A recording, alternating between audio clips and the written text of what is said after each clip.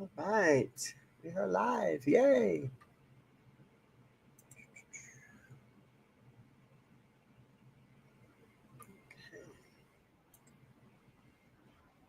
Oh, gosh. I just heard myself and it scared me.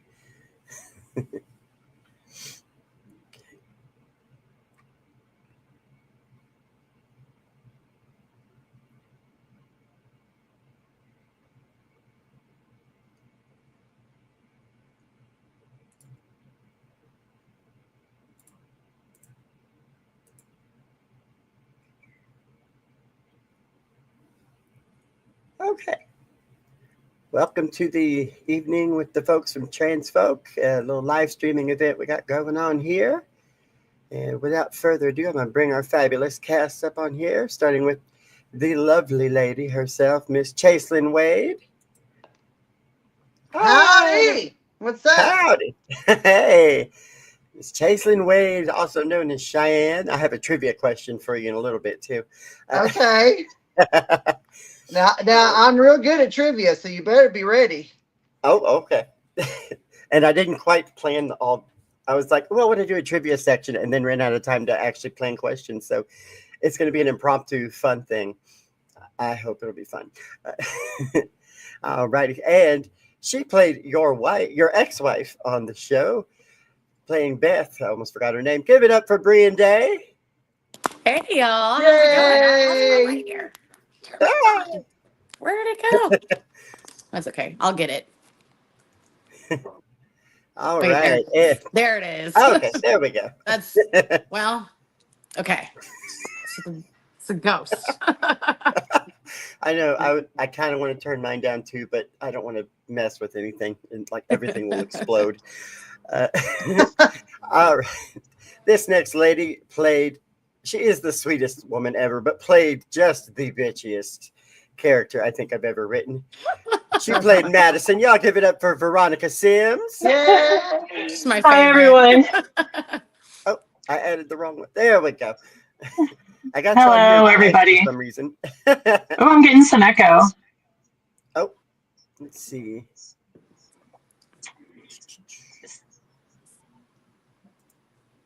There we go. Okay. Still getting echo? Testing? Yeah, I am. Oh, do you have it playing somewhere? No, but you know what? Hang on. Let me drop and rejoin. I'm so sorry. Okay. Let me figure that out.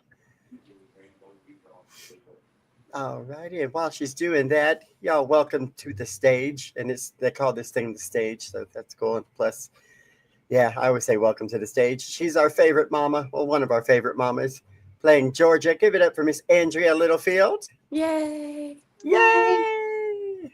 Hello. All right. Fierce mama. There's Mama. Mama Bear. And he played one hell of, I mean, this man scares me a little bit because he's that good. He's that good of an actor, playing Dory and Teresa's abusive ass husband. Give it up for Mr. Dave McLean. Hey. Hey, everybody. Hey.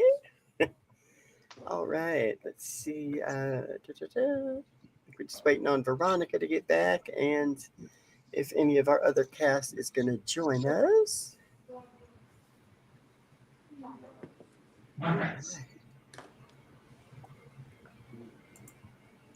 Oh, look, we're getting questions in already. I love it. Trixie from Seattle. Oh, wow. She is so looking forward to the new season. What's the word? Well, let's just go ahead and answer that question right now. The word is season 2 is outlined and being written, put into script form right now. And from there, it'll be getting the budget together and getting the funding together to get everybody back. So just like with season 1, one way or another, I'm going to make it happen. It'll happen. But if you know any rich people, please let them know. Send them our way, please. Just send them on. Send them on. I can't think of a better way to Or spend your money. if not one rich person, like 40 people that want to give a little bit. Yeah. That part. Yes. Crowd Absolutely. group funding. Yes, we will be doing crowdfunding, and we'll be doing, I'm sure all of us will be doing some sort of local thing to kind of put it all together. I know I've got some plans. It might be a bake sale. I don't know. But it's going to be, it's going to be great. Fun. I love that Yes. Thinking idea. like a Well, dirty how about a bake car sale. wash? That'd be great. Right? Car wash. Yes. Yes. There are so many things we could do. And oh, yeah, I'm excited because like the outline for season 2, y'all. Uh, oh, all right. Let's see here. Look, we're like, what, 5 minutes into this thing? I think I'm losing my voice already. Uh-oh. Do you need an understudy? Right? All righty. Trixie, thank you for your question, hon. Righty, let's see here. I have a schedule sort of this stuff. Okay, yep, we got everybody here, I guess. Oh, Veronica's back. Yay. There we go. Welcome Hi. back, Veronica. I tried to send a chat to let you know I was back, and then it like cut out the stream. So I'm not going to touch anything now. Yeah. All right. So, okay. Let's start with a little round of what are you up to? Uh-oh, we lost Jason. The rule is don't touch anything. Don't touch anything. I was going to start with her on what she's up to now. All righty, let's see. Well, oh, there she goes. Don't touch anything. I'm trying not to touch it. I'm not going to touch it. As she's touching it, she's saying, I'm not Right, yeah. That's not touching it. I'm not Exactly. touching you. I'm not touching you. I'm not touching it. No more. All right. Oh, cool. We've got questions coming in. Y'all keep the questions coming in. We're going to get to those. But first, I want to take a few minutes and see what everybody's been up to. So, Chaselyn, let's start with you. What have you been up to since the wrap of season 1? Oh my gosh. Well, no acting really. Just performing. I've been doing a lot of charity events. I went to LA a couple weeks ago to be part of a panel discussion group. Working on a couple of my own projects, which you and I have been working on that together for a while. But Yes. other than that, I'm about to have a big birthday this year, and Woo! I'm going to Japan in October for our anniversary. So we've been planning trips and that kind of stuff. But soon enough, I'll be acting somewhere, I hope. Oh yeah, It's season 2. exciting. So you'll finally be 30. Yes, finally 30. It's been knocking at my door. Yes. I mean, I'm I may have been excited. 30 a couple times, but that's okay. It was so fun. We're just going to keep doing it. Yeah. Just do 30 over and over again. And I know the answer to this question, but Bree, how about you? What have you been up to? I've been doing a lot of music, honestly. So I've been performing for the first time in years. But I'm playing a lot in Galveston and in the League City area. My husband is playing with a band also, so we're doing a lot of that. I got to record recently at Wire Road Studios and work with Paul English, who's a really incredible pianist and composer. So I should have some music coming out soon, hopefully. So hopefully you'll see me on some streaming services soon. We'll see. Yes. Awesome. All righty. Andrea, what have you been up to lately? Oh, I do mostly live theater. So I just finished a run of Tartuffe in Austin, and I've got like 4 auditions coming up. So fingers crossed one will come through, and then I'll have something to do for the fall. Sweet. But right. we're planning a big trip too. We're going to England in December. So Ooh. Dang. You I know, have to the other come day right back. I'm so sorry. There's a little bit of an emergency. I'm so sorry. Hang on. I'll be back. Okay. I might not come back. That's what I've said. You know, When you go to England, just stay there. yeah. I think I was on the road the other day and I drove through or saw a sign for China, Texas. And I was China, like, yep, Texas. Yeah. that's where I'm vacationing. I'm going to China, Texas. Well, you could go to All right. Paris too if you wanted to. That's true. There's so many You know, I had tiny little lines. I had lines from a movie one time where I said, somebody says, "We're going to Paris," and I said, "I love Paris in the fall." They go, "Paris, Texas, darling, Paris, Texas," and I go, "Oh, poopers." Have I seen that one? That line sounds familiar. Yeah, you have. I don't want to say who it is. Yeah, Gotcha. All right, Oh, Dave, you poopers. stay busy. I think. What you been up to lately? I have been.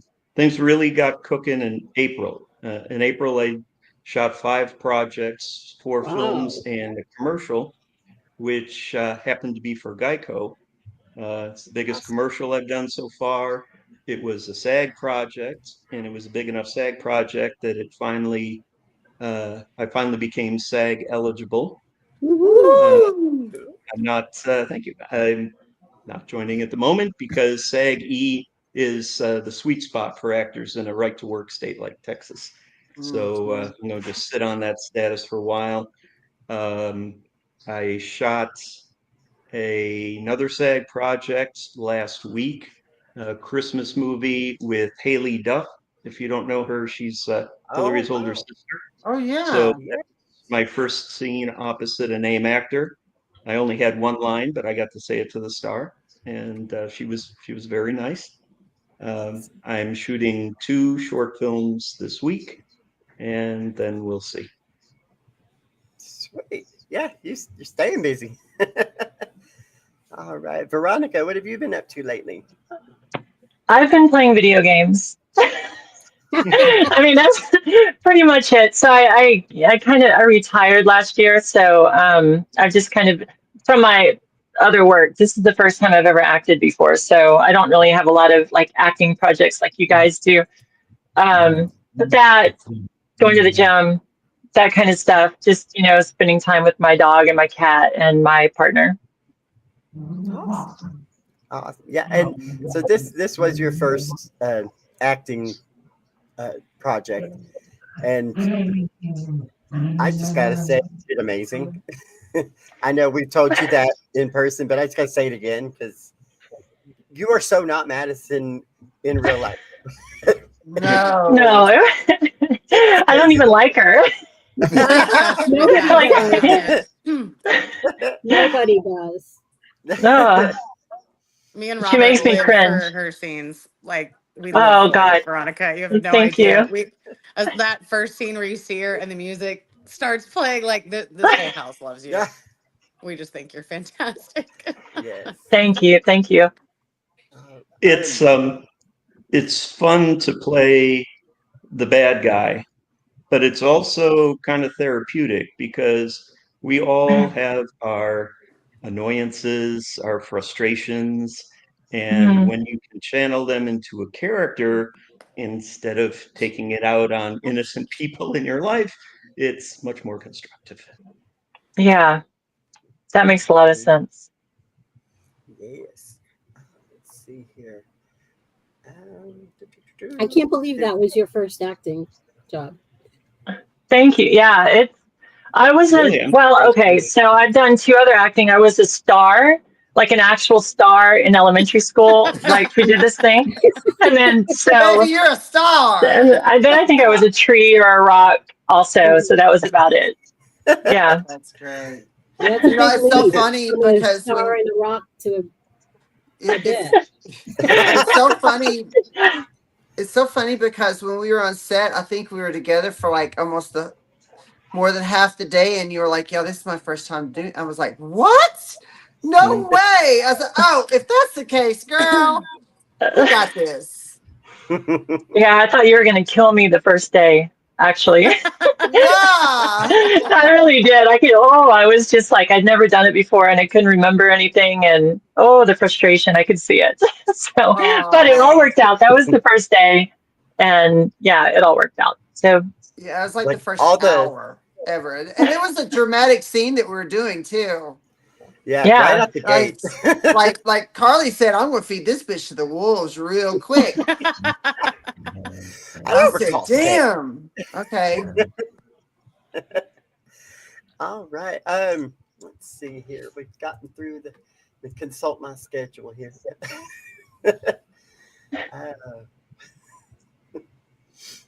Okay, so the next section I got planned out here was season 1 reflections. But before we do that, let's go ahead and take another question or another comment. Let's see here. Oh, wow. Oh, nice. Mischief. Man, I love that name.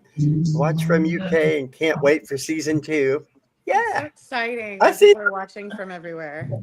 Right. I was looking at the analytics, and I mean, we have more viewers in the US, but right under is UK. So that's pretty awesome. I wish I could be in season 2. You know, I was just going to say Aw. earlier. Yeah, that's a bummer. Well, hold on. I was going to say earlier, Dave, that go ahead and keep that SAG eligible status a little longer. Don't join the union just yet. there may be That's the plan. You're getting flashbacks, right? I was going to say there may be some There you flashbacks go. or There's hallucinations. always twins. Or just coming back from the dead, right. like Yeah. Days of Our Lives. I mean, I am a big fan of soap operas, as you maybe could tell from the script, but yeah. So you know, I don't want to go too far out there with people coming back from the dead, but you know. When I tell people about my role in Transfolk, I say, well, I'm only in 2 episodes, but my character provides the cliffhanger for season 1. That's pretty cool. Yeah, Cool. absolutely. All It was a good twist. right. P Flag Safety Harbor is Bailey joining tonight. I reached out to Taylor. Oh, I wish. I wish I too. think she's got a lot going on. She's about to do her step down as Miss Gay US of A newcomer. So I know she's got a lot going on. So proud of her. So proud of her. Taylor stays busy, man. I mean, she stays booked and busy, and rightfully so, because she has done an amazing job during her reign. And so yeah, we will hopefully get her for the next shindig. So We'll have to twist some arms. right, yeah. Yeah. All right, let's see. We'll have to break some heels. Yeah. Right. Was just a Teaser bad. go. I like this Teaser question. go said, so bummed by the way season 1 ended. Any chance you can write the opening of season 2 to explain that last season's ending was just a bad dream? That sounds familiar.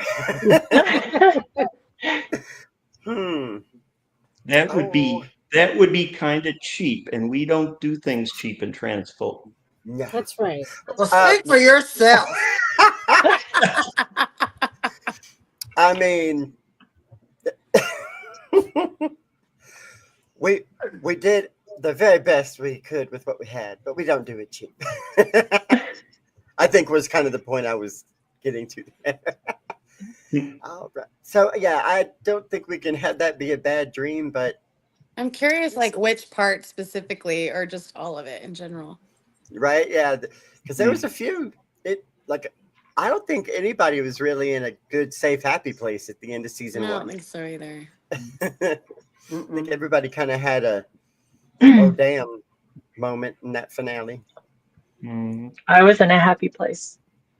I got to be mean all the way until the end. Right, and they get slapped. Well, that's true, but I enjoyed it. There was some bad juju there. That's true. And she was the juju girl. Emily Gray says, "Hey everyone." Hi, Emily. Hi, Emily. Fun fact, Emily Gray is following me on. You're following me on TikTok. I appreciate you listening to some of the songs.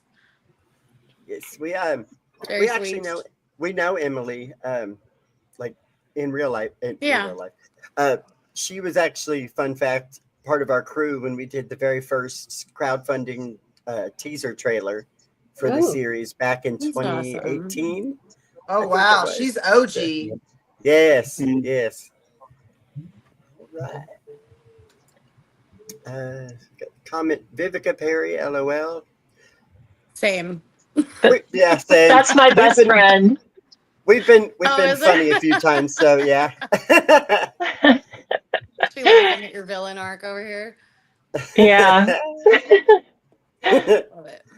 She's actually the more of the villain of the two of us, but yeah. Let's see.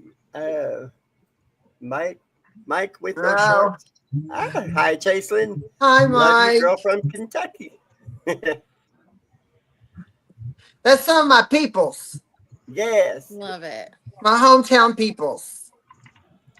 You're from Kentucky? I am. I've lived in about 35 miles northeast of Lexington, so at the foothills of the Appalachian Mountains. Okay. I lived in Elizabethtown for 3 years when I was in the Army and stationed at Fort Knox. Oh yeah, it's beautiful. It's I love beautiful. Kentucky. Kentucky's so beautiful. I miss it. I go back quite often to see my parents and my family and stuff, my friends. I love it. I got a lot of I've good been in memories Dallas there. since 2000, so I'm kind of like I've actually been in Dallas for like longer than half of my life at this point. So I'm a Kentucky girl, but I'm from Dallas. Well, Kentucky is a beautiful state, but the best part of the state, in my experience, was the people. I just met the most wonderful people in Kentucky. Really good people, yeah. I like to say it's the land of beautiful horses and fast women. I love that. May 7X is Veronica is so pretty. We agree. We agree. That's my fiance. She asked to say that. I love it. She's a lucky girl. All right, let's see. Oh, hey, Josh. Josh Yanakopoulos. I think I said We his love name Josh. right. Yes. Hi, Josh. We do love Josh. Josh was a judge on season 1 of Galveston's Got Talent, of which Bree won, and that's how we met 100 years ago. True story. Right? True story. Let's see, Emily. Watch the whole season. I am obsessed. Yay. Thank you, Emily. Good. We are too. Yeah. Love it.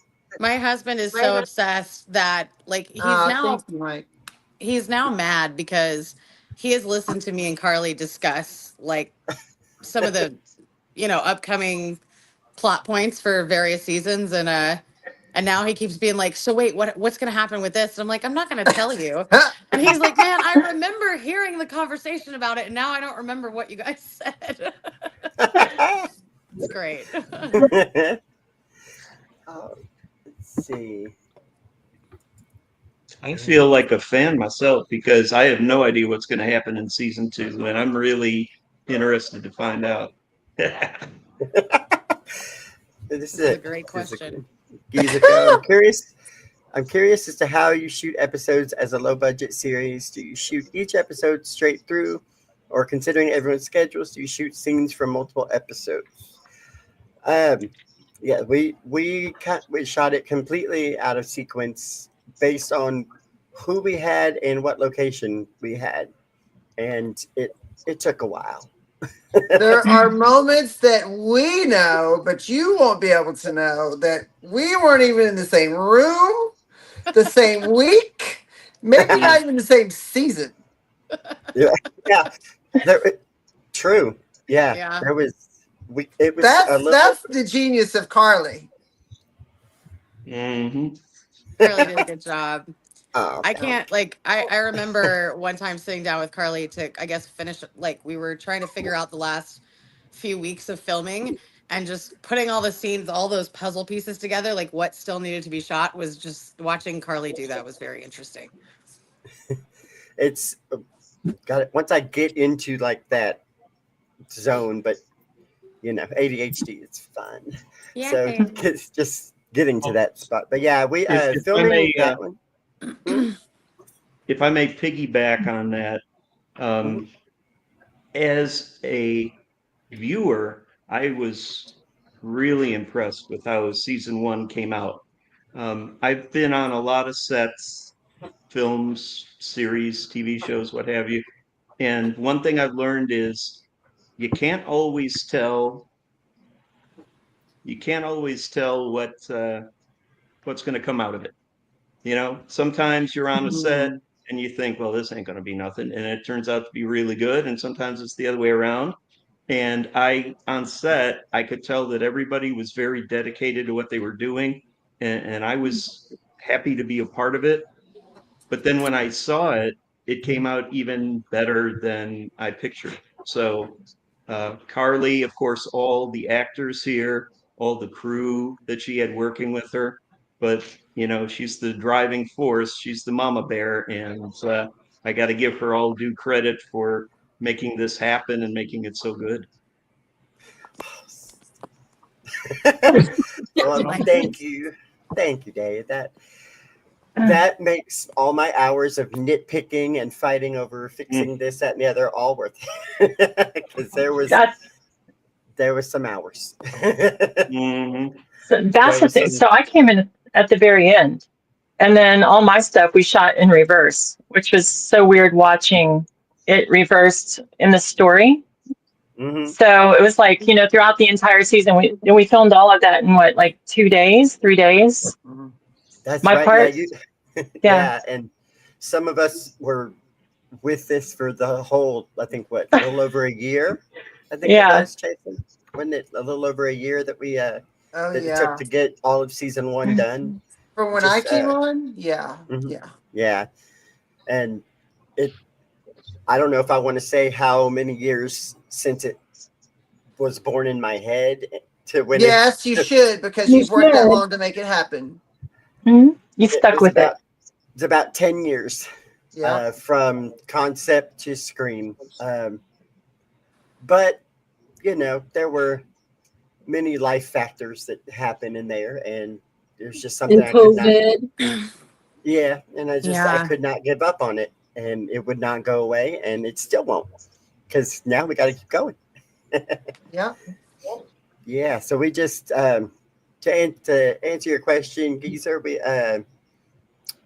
did what we could. We got people together when we could. Even when we couldn't get them together, we faked it. And We hired someone on the spot, just had them show up. Total that did strangers. That has happened. Oh, there was that one. Yeah, y'all know who Or I'm talking about. we used Yeah. it double. Yeah, we had people dropping out constantly, Yeah. like last minute, and there was a day that we were filming the scenes with Chaselyn and Bree, with their scenes with Cheyenne and Beth and Aiden, and we had to film the scene that day with Kenny, the Beth's new husband. Yeah. And the actors that were cast in that It role, was multiple. it was multiple.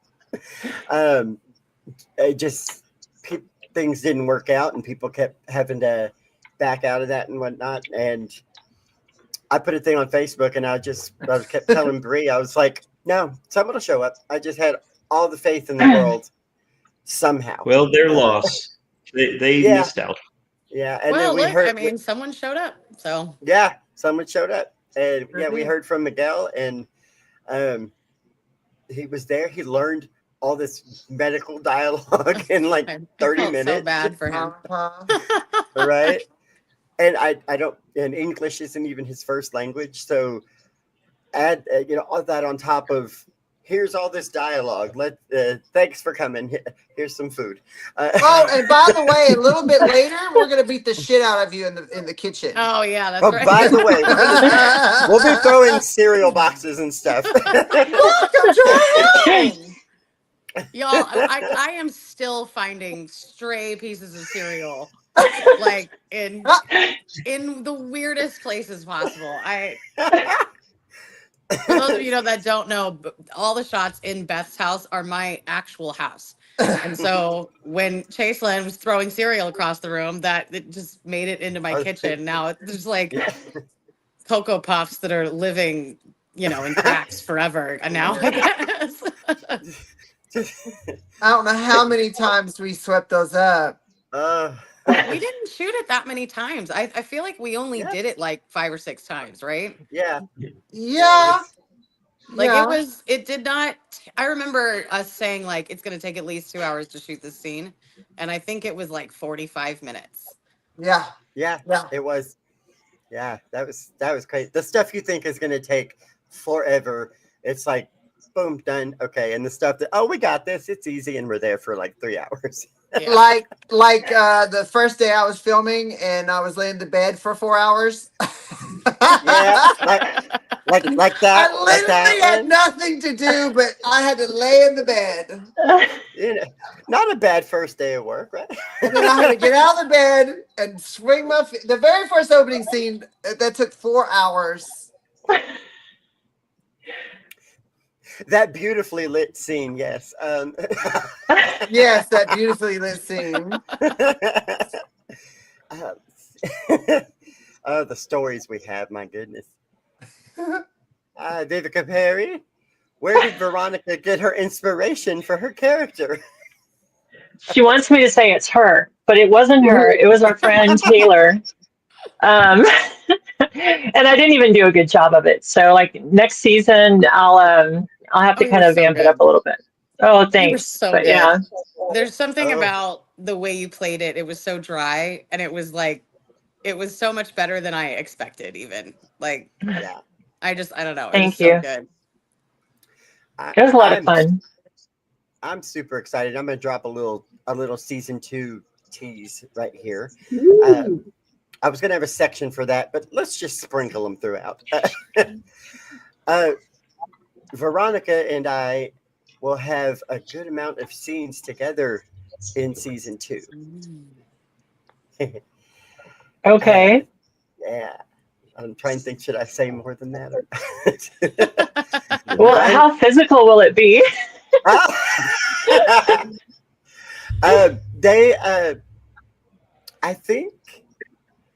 I don't think it will be in a negative way. I think they may have an understanding with each other after all that. And I better not tease any more of that one. All right, let's see. Mike, how can I watch all the episodes of season 1? I'm glad you asked this because you can still see all of season 1, all 7 episodes on our YouTube channel, YouTube at Transfolk the Series. Also coming soon, God willing. Yes, coming soon, but I'll be submitting through Film Hub the re-edits of season 1. We had to do some new music because of licensing, so some of the music is different. Some things have been polished up, some audio is better, and so it's going to be definitely worth a rewatch once we get it submitted to Film Hub. They shop it around to all the streaming sites, so I think I'm going to speak it into existence. You'll probably see us soon on Tubi and Peacock. So that's. Oh wow. That's my goal, and I mean I kind of want to dream bigger than that, but that's a good starting. That's point. pretty big. It's I love it. It's I have another film that I've sent to the streamers called "Whatever Happened to Toddler June" on Sunset Boulevard, and check it out on Fossum. It's hysterical. I've seen it. It's good. It is good. Really good. And so yeah, I've seen, like, I've been able to work with, see how Film Hub works with the films that they distribute, and it's a pretty cool platform. So I'm looking forward to getting the last little bit of polish editing done on the last 2 episodes, and then we'll get that thing submitted and watch it spread its wings and fly. Let's see here. Ta-da. Oh yeah, we just answered that one. Geezer. The murder of Bailey was what I was referring to about end of season 1. Well, The how do you know dream. she's dead? Murder? Murder? I don't know that the script said murder. Was she Murder. dead? Mhm. Was she dead though? Was she? Is she or isn't she? That's the question. I don't know. When I first read the script, I literally like texted Carly in all caps, is Bailey alive or not? And she was like, that's the cliffhanger, yo. Well, and So what's funny, invested. I was like really upset about it. what's funny is, in all honesty, back then when you texted me that, I feel like that answer was different. I didn't know. Oh yeah, I that's true. had That's no right. idea. I had no idea, but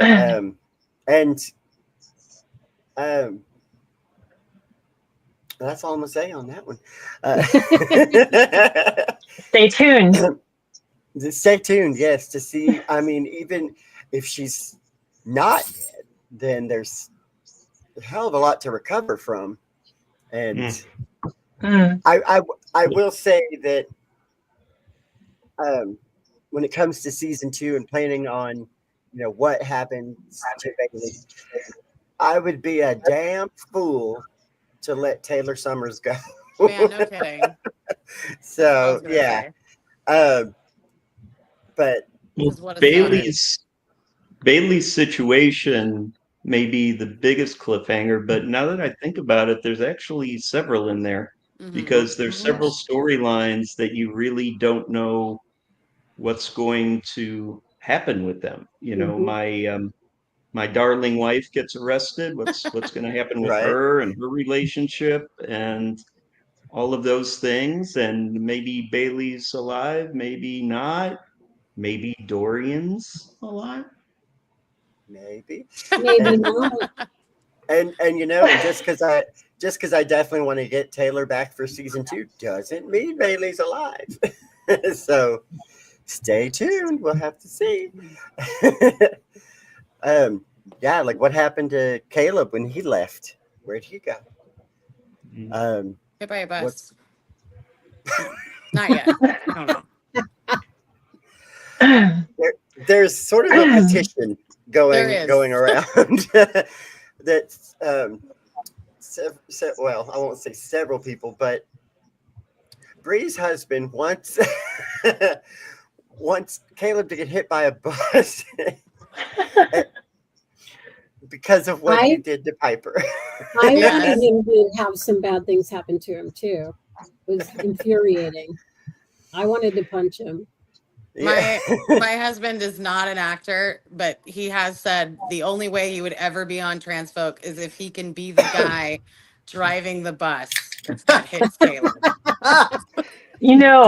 That I just have to say that whole storyline was so dead on with like so many, and I think we all want to hate the guy and everything, but I think that storyline for a lot of guys who like trans girls is so similar, and I think that Carly, you and him both caught that so just perfectly. Just kind of the back and forth and the acceptance and the shame and how all of that works out. And yeah, at the end of it, it's are you going to be an asshole, or are you going to actually come to grips with the fact that everybody deserves to be happy? Absolutely. So I just think it was fantastic. I will second that. That storyline was really what grabbed me initially when I read the script, because it wasn't a relationship that I had ever experienced or that I had ever even watched happen.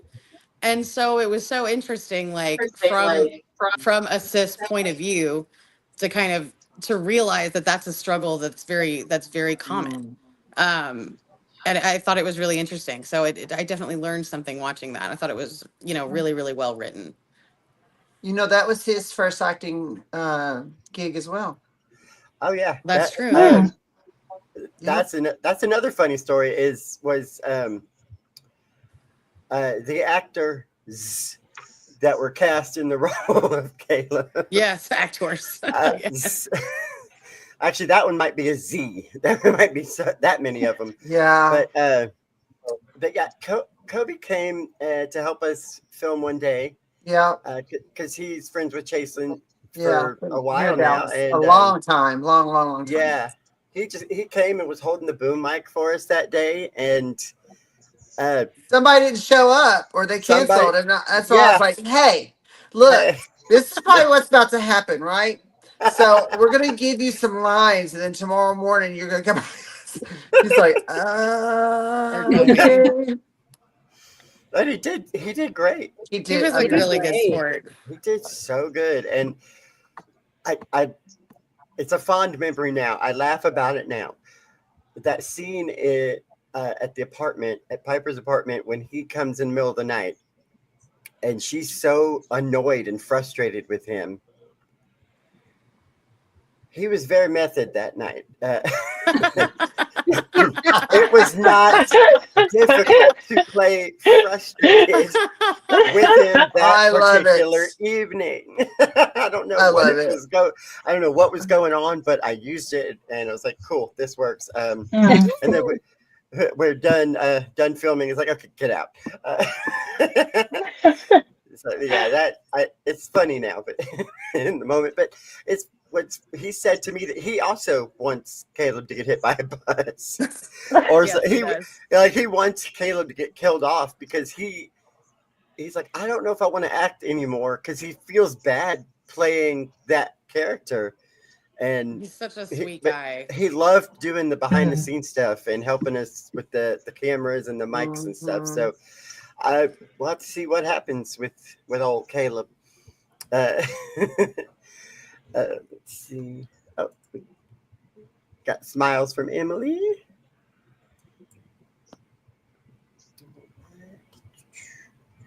Candace, little down moment at the end. Oh, the end of the series.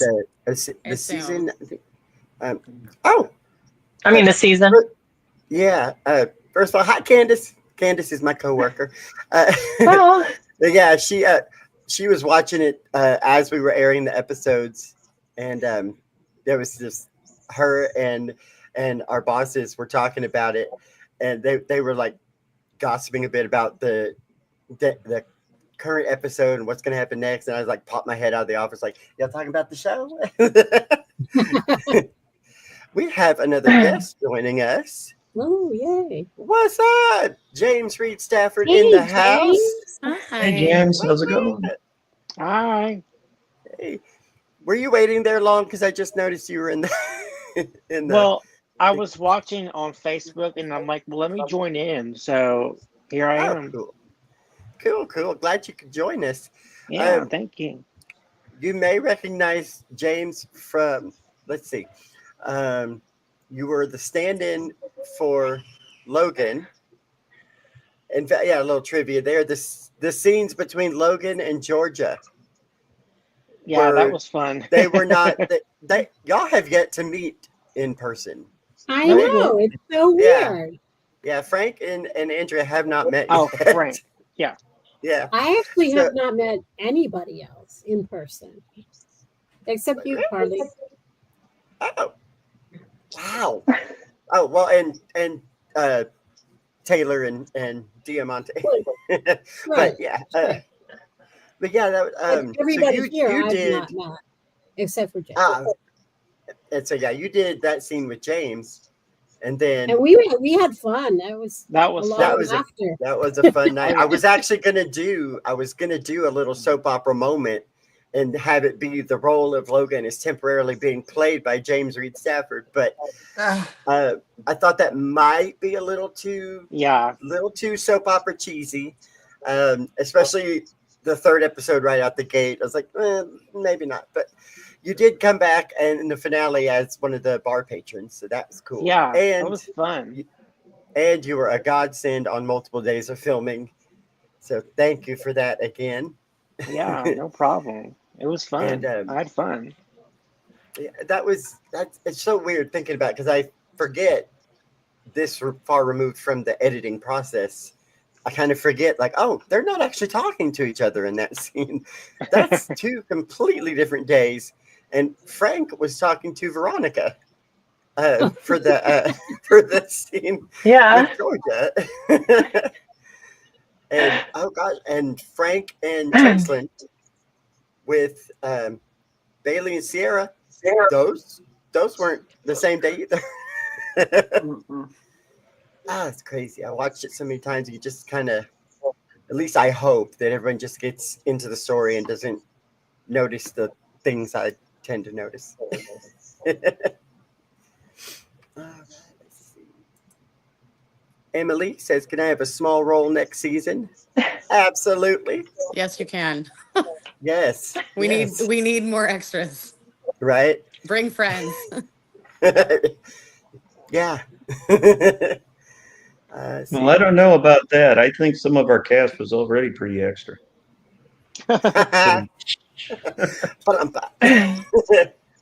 See, P flag. For me, it was Bailey's murder. As a parent of a trans teen, it's always on my mind how dating can be so dangerous for trans people. Yes, definitely. And that's just that whole that storyline was that It's fun hard to fact. watch. It is, and that storyline has actually been in my head for probably close to 20 years. Like that that particular storyline and how that went was something I had thought of for a different character in a different project years ago, like many years ago. And it's just it still remains when I was writing this to be a relevant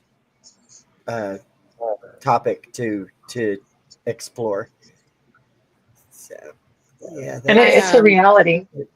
Yeah, I was on set that day. I did Taylor's makeup for that last scene, and it was very difficult to do that. Even just to do the makeup and kind of just I don't know. It was very difficult. It was hard to watch. Everybody involved did a really good job. It was just, yeah. Yeah, it was. And it was hard to watch, if you know what I mean. Yeah, I almost I couldn't breathe. It was very affecting. Yeah, and Dave, your child is in our community as well. In the In fact, LGBT. I wore a shirt she gave me once. Proud dad of a bisexual daughter. Oh. Yeah, And that's a big reason why I wanted to be involved in this. I wanted to show my support for the community. Not that I was anti anything before my daughter came out to us, but I think we can all agree that knowing somebody with these struggles in the community when you didn't personally know anybody before, especially when it's a family member, that really literally brings it home. And when you start to see what's really going on out there and empathize, um, any decent person would want to do what they can to help. And my little way was to be in this, but I it's just really hard when you understand when you're not in the community, but you understand for the first time what the struggles are and what trans people and others in the LGBTQIA plus community have to deal with. And that's why Transfolk is so special and so important, because Carly put that in front of a lot of people that wouldn't have seen it otherwise. That's so important. And can I say something too? Like, so one thing that I really loved about the story was it showed that we have normal problems. You know, we have normal problems that everybody else has. We just have this kind of undercurrent of things that are going on. And, you know, it's like there's some people, there's some characters in the series that the fact that they're trans isn't even part of the story, you know? And so you're kind of like sitting there, who is, who isn't, all of this other stuff. It doesn't even matter because they just have normal problems that everybody has. It's just this kind of undercurrent of modifiers, I think, that was really illustrated well in the series or in the season. Yeah, that was definitely a oh, sorry, go ahead. I was just saying it was definitely the most, or one of the most authentic and genuine representations of the trans community that I've seen. Mm-hmm. Yeah, it showed our problems, but it also showed that we have successes, and that we just have normal people, and we're not like all, you know, yeah, we have issues that we have to deal with, but we're not all just kind of like, I feel like Hollywood shows trans people you're either this like glammed up superstar or you're somebody who is like living on the streets, you know, and there's no like in between, you know, with like normality. And I think that this series really shows the normality of trans people. The humanity. Every character in here brings their humanity to it. Yeah.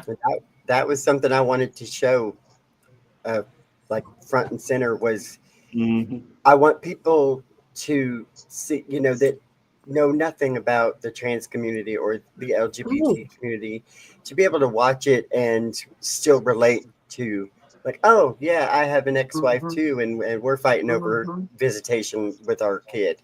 And oh yeah, I'm dating this guy, but I got a thing I don't want to tell him. And it's important to show like just the universal things because we're just folks. You know, I tell Yeah. people all the time, you know, when I'm having a really deep conversation with them, I explain to them, like, I don't wake up in the morning and go, oh my God, I'm trans. I just wake up and I go about my day and I don't really pay attention, or it's not part of my life. It's not part of my existence until someone else either makes it that way, right? Yeah. Or reminds me of it. And that's what people think that it's always like you're always doing this and always, you know, of course, if you look at someone's social media, like if you look at my social media, it's going to show like a lot of trans pride stuff, a lot of show, you know, all that kind of thing. But that's 5 minutes of my day, not the whole 24 hours of my life. I tell people, oh, I'm sorry, I thought you were done. No, that's right. And this showed like people's lives. Yeah. I tell people all the time, like, you know, if society forgot about trans people, we would forget about it too. Right. It's only because society makes such a big deal out of it that it's a big deal to us. Otherwise, it's like being left-handed. That's one of the reasons why I love the fact that you and I did that scene in the restroom. This is what we're doing in the bathroom. I'm surprised it's not getting a boycott for that. Over our dead spouses. That's what we're doing in the bathroom. Yeah, right? Yeah, exactly. The mystery is solved. Who's making fun of left-handed people? At the Taco Hut or not? At the Taco Shack. At the Taco Shack. Yes. The Taco Shack. And didn't Veronica, didn't she say, was it like anything that doesn't give me diarrhea because I have a pageant tomorrow? Yeah. She said. Yeah. It's like anything that doesn't give me the runs. Yeah. And I think the most unbelievable part of that whole sentence is, wait, you're doing a pageant tonight and you have time to like go to dinner and do stuff? It's like, no. You're this calm on the night you have a pageant? Right. I was thinking the same thing. I was like, oh my God, it would Well, probably be a I looked nervous at it wreck. like maybe you were judging it. Maybe you had a Yeah. pattern. You know, it could be. Yeah. You know, you were Yeah. judging it. That's the way I kind of took it. Candace, Carly put a lot of hard work into this season. I'm proud of her. Oh, thank you, Candace. I feel like y'all really don't have any idea how much hard work she put in. Like, 'cause she really, really did. And she was kind of a one woman show there She for did a while. everything. Everything. Everything. Oh, yeah. It was, you know, and I would do it again. I love every aspect of filmmaking. Like, I don't think I've gotten bored with any part that I've had to play in front of or behind the camera. And uh, it's just kind of what I did learn was season 2 onward. I am going to cut down the number of hats I'm wearing by a lot. And because I know that I see all the little things that a lot of people don't see, the little mistakes, the little things that I'm fixing what I can, and but I see the things that me wearing all those hats made certain things suffer. And learning from that experience, proud of what I was able to do, but bitch is asking for help next season. Yeah. I mean, but the fact that you can do all of the things that you have done makes you like so valuable to any production that you're involved in because you have a full concept of what is and is not capable and able. So She's a you are unicorn. more than a triple threat. You're like She's a unicorn. she's a And the fucking patience. unicorn, exactly. The patience of a saint. I have been fortunate. I started doing sound design work for some films that are made in Houston. With a shout out to Purple Heart Productions and Pink Diamond Productions and Denise Monet and Jaleesa Marie and all my girls. I've been doing some work for them, doing some editing, sound design, and visual effects. And I'm now going to be editing Jaleesa's next 3 films. Like, Awesome. Wow. like the full post production process. I'm super excited about Awesome. that. Congratulations. Thank you. That's actually how I met Dave. Was because we were both cast in Bissonnet, and I remember we were on it was like one of these where we were on the virtual table read, and I was like, "Hey, I think he could play Dorian." And yeah, the rest I'm is glad history you on did. that one. Yes, absolutely. My part had to get cut in Bissonnet, but dang it. But that's okay. It worked out. It all worked out. Can I say I only had 2 scenes in Bissonnet, and one of them was cut too. It happens to all of us. It happens. I met everybody through that, and so much has happened because of it. So it was still a blessing. Can I say something about Dorian's character also that I thought was really interesting? So, at the end, his wife catches him in this bar with a trans girl, and that wasn't even part of the story at all. Like, it wasn't even a thing. It was more just like, oh, you're at this bar and you're mad at me because I'm here. And nothing even came up about the fact that this wife caught her husband, with a trans girl. And then he becomes so like transphobic, about the other partner or the other friend. It was really interesting. That double standard is something else, ain't it? Yeah. Yeah. I kind of saw that as well. I played it as self-loathing. He is interested in exploring possibilities for himself, but he's very defensive about it. He doesn't know how he feels about this, and so when confronted with it, it's easier for him to lash out than to take that as an opportunity for personal growth. So that's kind of how I saw him and tried to play him. But thank you for bringing that up. That was interesting great. to me too. It was cool that I got to play that. Yeah, and I don't think you're done playing him yet. So What? You're giving Carly More ideas teasers. now. Yeah. Oh, mine just came up. Yes. Can we just talk about how Veronica, who's never acted, came on and did a fantabulous Yes. job?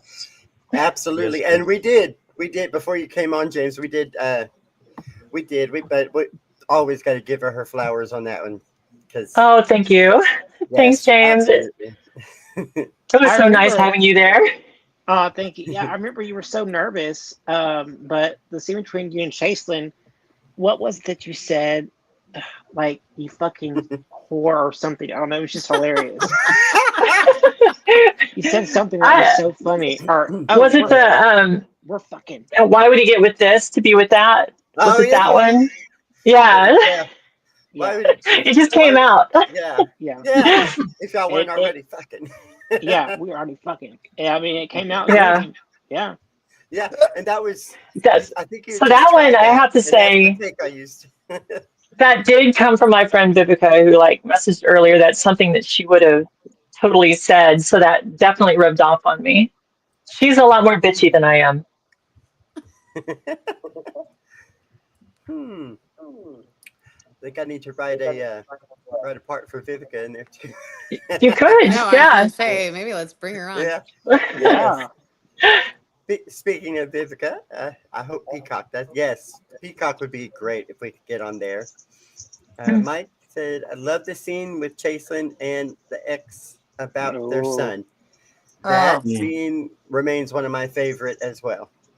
Me too. Hmm. Y'all want to talk about that scene? For the one by the couch where she's folding the clothes. Yeah. yes, Yeah, that was a good scene. We were vibing that day, weren't we, girl? We were. Chaselin is really amazing to play off of. Like she's so fun to film with, and we kind of. It's a really line heavy scene. There's a lot of dialogue, and so we just started running lines and started practicing. And I don't even remember at what point Carly just started filming. Yeah. Because it was you're kind of like, we were really on a roll, and so she yeah, was just like, "Okay, just hold like, on, let me get the yeah. camera." But It's like, Chaselin's do you want really to start fun. rolling? Oh, I am. Yeah, exactly.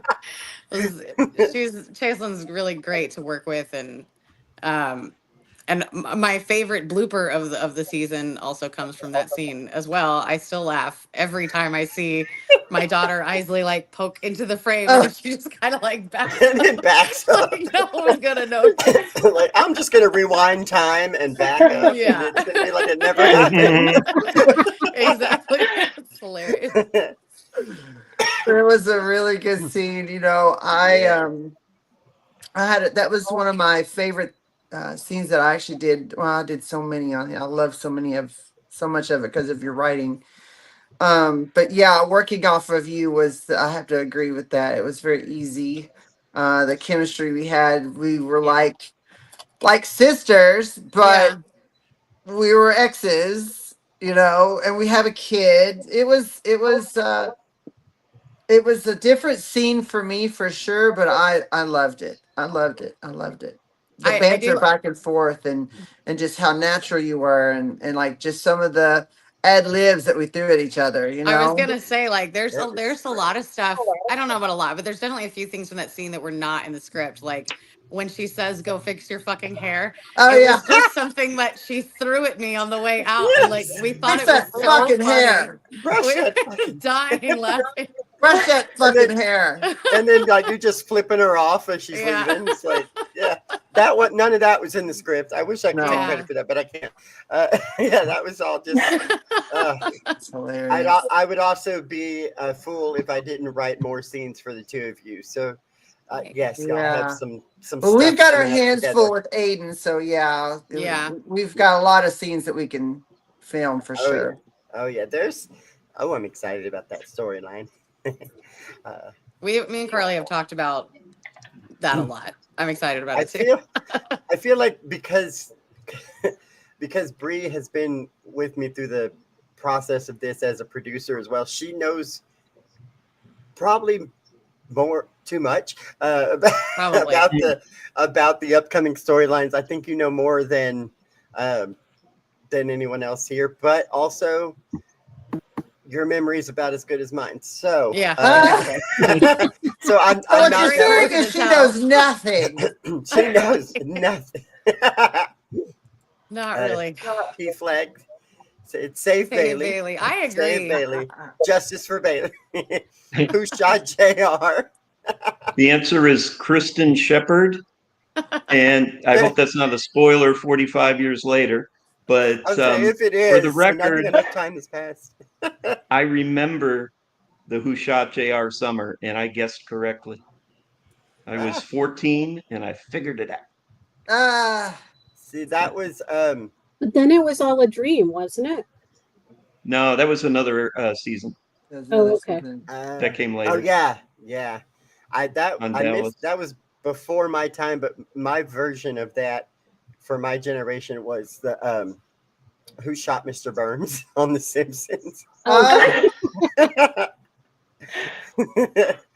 And I just remember like it felt like what they made us wait for years to find out who shot Mr. Burns. And oh, I love this. P Fleck said Andrea is going to be a raging mama bear. Yes, she's such a Yeah. cool mom. Mhm. She's I'm a she's not cool like a mom regular in real mom. She's a life, cool mom. too. My kids won't Yeah. say it, but There, another tease for Well, the next season is. Oh, Andrea, you got some good stuff coming up, girl. I love all your scenes, Andrea, and how you played the character. You really walked a very fine line in like the way you were dealing with other characters in your scenes, and I thought it was the perfect balance. And I wish there were more people like you in real life. I know there's some. I think there's a lot, lot. but there need to be a lot more. more. Yeah. Mm. Yeah. I And think- I can't take a lot of credit for the scenes because Carly wrote that. When I think when my daughter came out to us, she started doing drag shows, Mhm. and my wife and I would go and support her as much as we could. And some of her friends at those shows that she would introduce us to, they would say things like, "It is so cool that you support your daughter like this," her being in the community. And I understood what they meant, but it really drove it home. Like, I can't imagine how people can turn their back on a family member, especially a child, just because of who they are and who they love. I mean, I could have never turned my back on my daughter for something like that. I don't know how people can do it. It breaks my heart to think that a lot of people are on the receiving end of that. I think something should also be said for the parents that have a really hard time with it and they give all the effort they can to accept it. Like they have a battle too, and yeah, there's those parents who are like, you're not going to be in my house and everything, but then there are the parents that still might misgender, still might, whatever else, but they're trying so hard, Yeah. I mean, My mom. You have to have a little grace, give people grace because it took you however many years to figure yourself out. So it may take that person that many years to understand it. Right, Yeah. right.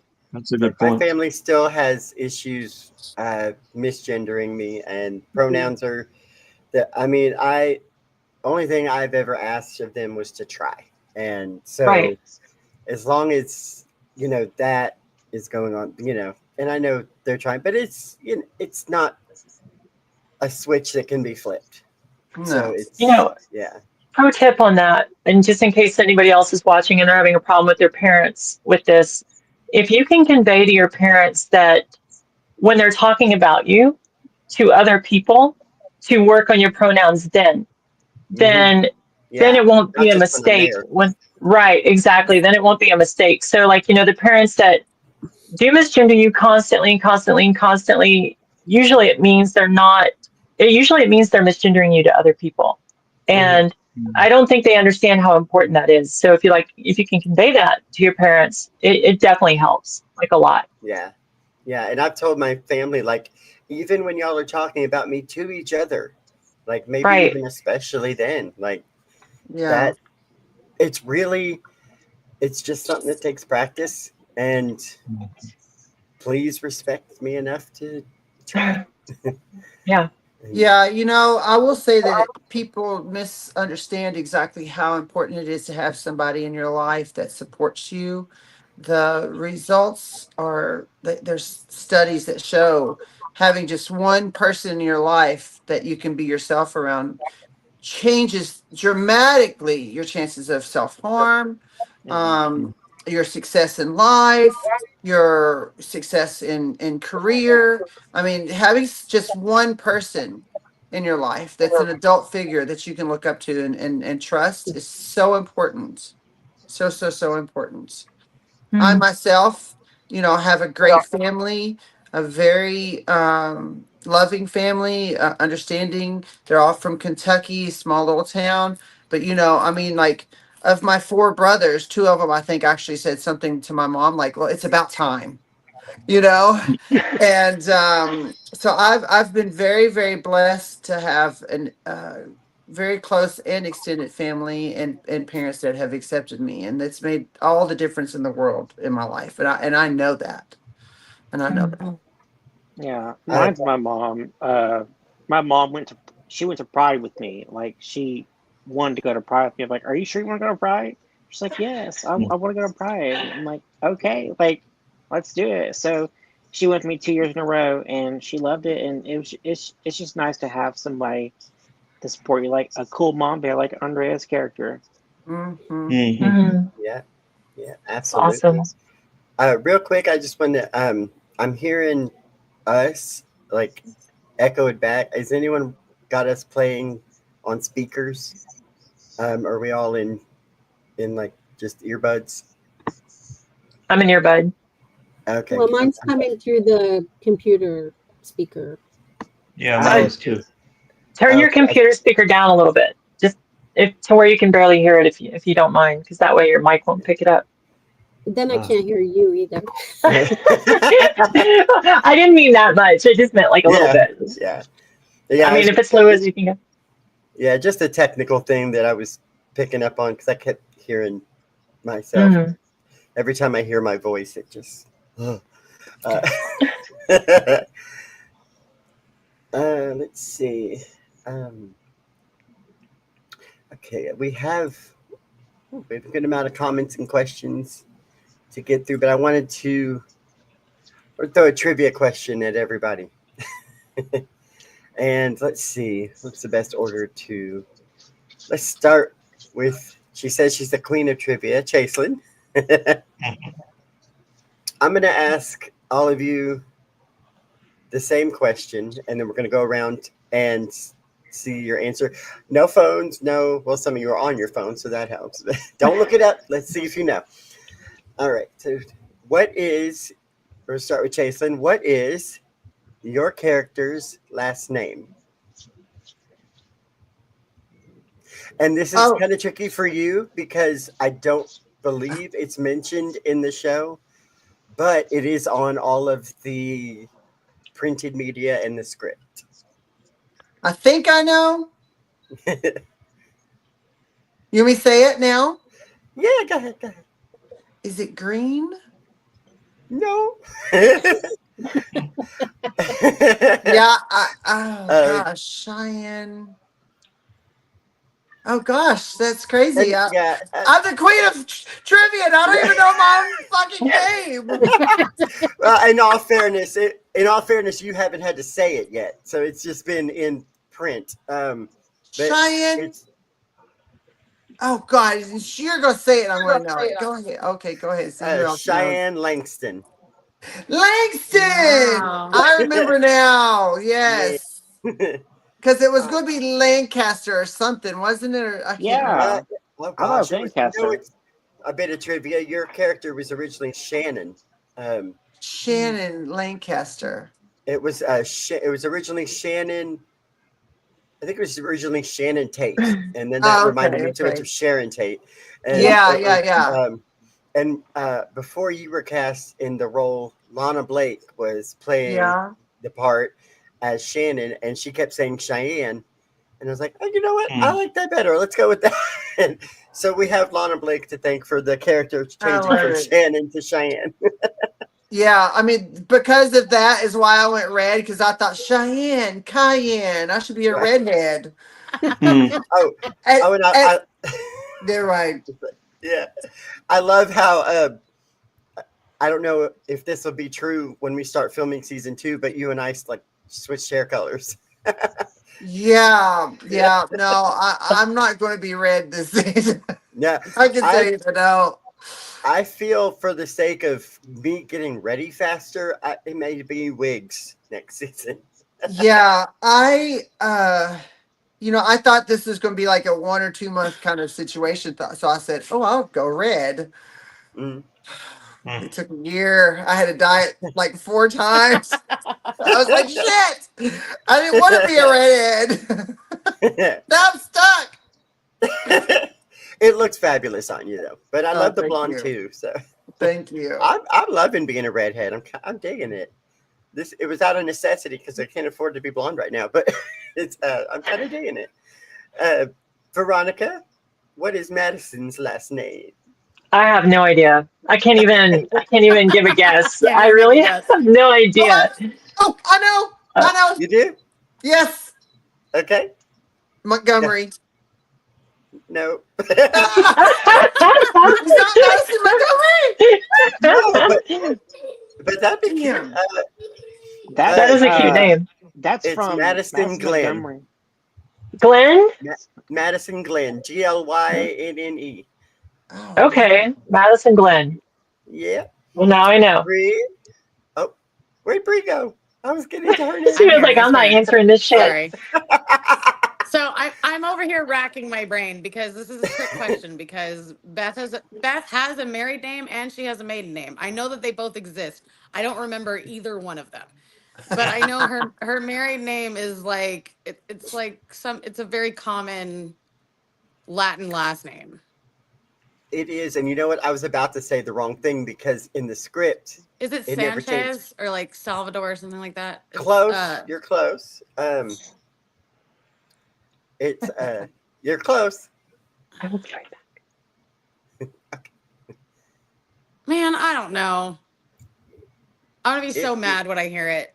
And I was gonna actually say when I said it, I was gonna say the wrong name because we changed it because of casting when Miguel came on. Because originally Yes, we did. It was. I don't remember what it was originally either. Because originally it was Beth Duncan. Oh, that's right. That's right. Yeah, And then we changed it to Beth Santos. Santos. Okay, see, I was close. Yeah, so it's Kenny Santos and then I know her maiden name is ridiculous. It's like it's no, not. we came up with it. What? It's not, but something like Morgan Stern. It's like something. And I think we did this in homage to myself because all of my married names, other than my current name, have been absolutely ridiculous, like long, really ridiculous sounding German names. And so we gave Beth like a horrible maiden name. I forget what it was. It was what? Oh gosh, what was it? Because we were talking about maybe Beth should have a spinoff. Yes. Oh, I remember what your middle name was going to be. Oh, I remember it now. Okay, it was. What is it? So your maiden name, because I was going to have. I'm at the right scene where Cheyenne calls you by your full government name. Oh. Because she would be like frustrated with you and be like Elizabeth Inez Hardy. No, I want to call her like every last name she's ever had. I want it to be like this long, yeah. So it would be Elizabeth Inez Hardy Milstead Santos.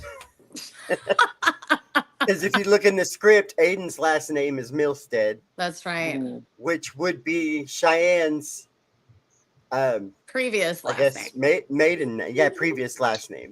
Okay. Former last name, yeah. Former, yeah. All right. Dave, do you remember Dorian's last? I think you do because I think it says it on your description. Dorian's last name is either asshole or hypocrite. No, actually, that's probably his middle name. It's Dorian Reynolds. Yay! Good And job. We that's got really one. cool because the name Reynolds is actually in my family tree. Oh wow, cool. And Andrea, I have a feeling you know yours because it was one of your best lines. It's Miss Smithson. Yes. Mm. Oh, I love that. I said that's one of your best lines. Let me just pat myself on the back with that one. You wrote a good line. I just like, oh, call me Georgia, and then she pisses you off. It's like, oh no, it's Miss Smithson. I think subconsciously Georgia's based on my mom a little bit.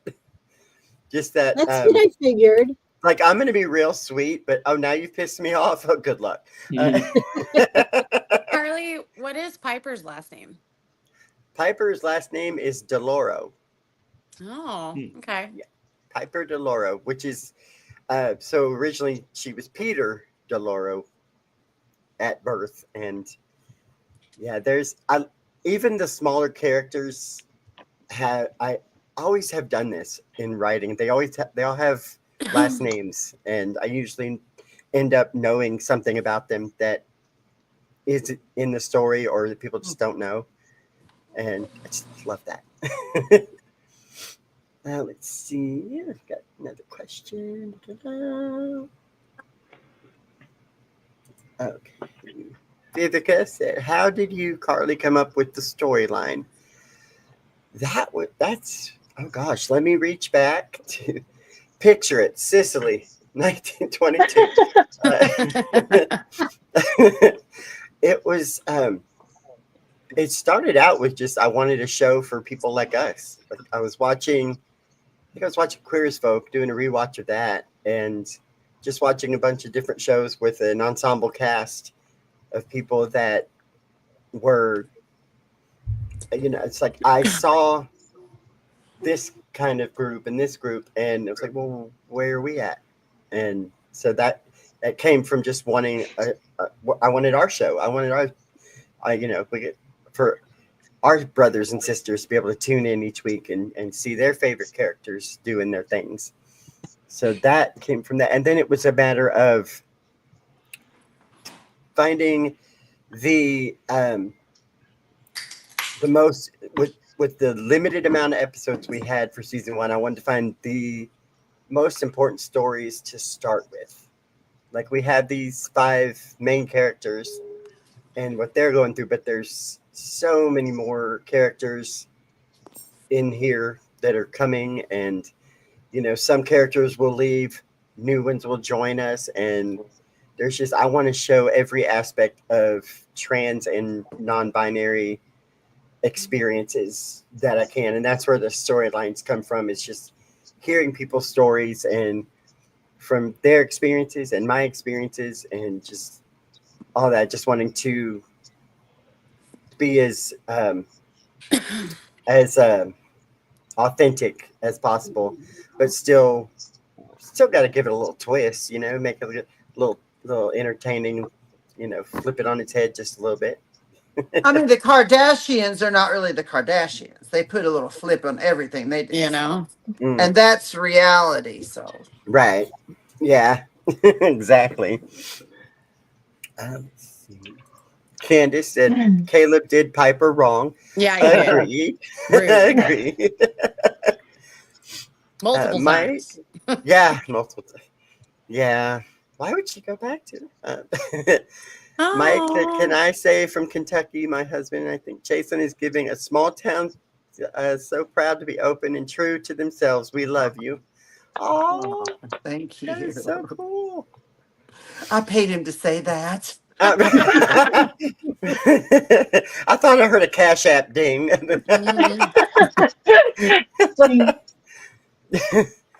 Geezer said, considering all the anti-trans legislation and rhetoric, especially in places like Texas, Will any episodes touch on politics and how we fight back or flee? Thank you for asking this question.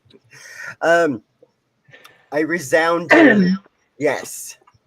Yes, yes, yes. A huge Amen. part of season 2 is that. Yeah, it's I'm got chills.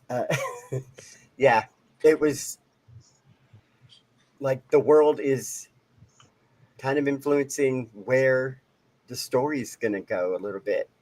Like I still have milestones and ideas of where I want certain characters to end up by certain seasons, but I mean, yeah, no, I want to show all of that, all of the discomfort and the just insanity that's going on right now. Um, and there's a character that's joining in season 2 that is more on the right side, and Mm. I I want to write that character as authentically as possible too. Without, I want to tell the stories without it being a. I don't want it to lean either way. You know, I want it to be factual. I think I don't want it to have a bias, and so. But I think these stories are very important to tell right now, and also including more of what season 1 had with just really kind of getting the point home. I hope that we are just people. Like we're just people like everyone else. I mean, it's they make us out to be this, that, and the other, and it's so ridiculous. And We better film season 2 quick before we're all illegal to be here. yeah, Mm. yeah, You know, oh I yeah, think I think it's really important to show on that other side just how little they actually know about the Yeah. truth about us, right? You know, a lot of yeah, people, yeah, yeah, there are people who just hate us, you know, but those people wouldn't have a voice if it wasn't for the people who just don't know. They're just hearing the misinformation and the lies about us, and they're believing that because, you know, people are turning us into boogeymen and boogie women, you know, that yeah, they can fear so that they can do, you know, it's really a manipulation. And I think that showing, you know, that just normal people can fall for that, you know, normal good people, actually, they're not all just bigots. They're just, they don't yeah, know, you know. yeah, right. And that's something I really wanted to show in characters Mhm. that are like I don't want to write any character as one dimensional, one sided, or this is their entire being because that's just not true of people. And Right. these I know people that voted the way they did, and misguided as Carly, I feel it was. Yeah.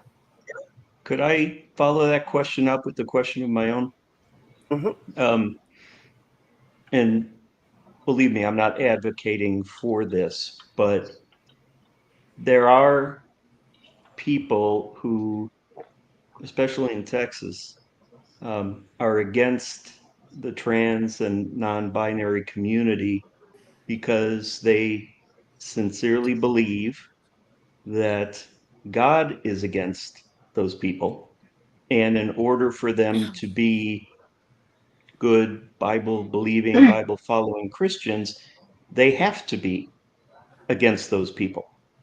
And while season 1 did a great job of showing how people just don't know and don't understand and can be enlightened, I wonder if there's any way to touch on the phenomenon I was talking about.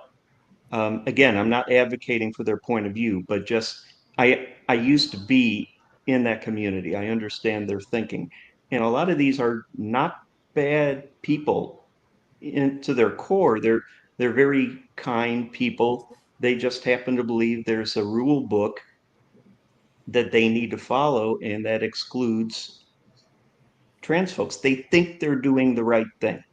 That's Right. what I'm getting at. And that's what I'm saying when I want to in writing characters like that. I want that perspective to be just as authentic as our side Mhm. of it too, and to it's I want that conversation. And I think Mhm. too That'll often be very the interesting. judgment is right there and the conversation doesn't happen. Right. And we're not going to get to know each other and, the real truth of anything if we don't talk to each other. This dividing Amen thing to that. is yeah. So, whoo! All right, that wasn't It's heavy.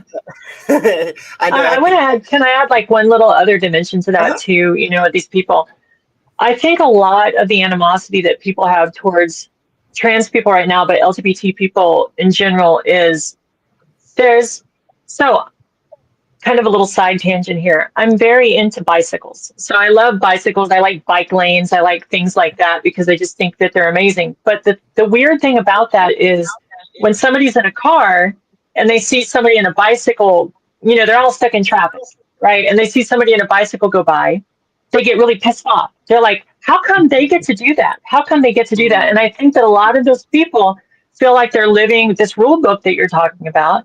They feel like they're living in that rule book, and whatever problems that they have is like, kind of, given to them, whether it's kids, marriage, whatever, bills, all this other stuff. And I think that they view us, a lot of them, not everybody, but I think a lot of them view us as somehow circumventing that system. And I'm not saying that they're trans themselves. I'm just saying that I think a lot of them are like, these people are not playing by the same rules and it's not fair. And I think that that's another dynamic that a lot of people don't really address when they're having this conversation. Right. Interesting. Yep.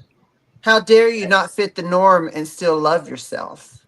Right. It's like, Right. and they don't realize we have problems. They think we're just out living they're like, how, you're just out bucking the system and doing whatever you want to do and all this other stuff. And it's like, they don't realize that I pay bills too. I pay taxes and I have, mouths to feed and, and stuff like that, but they don't see that. They just see us as just willy-nilly living our lives.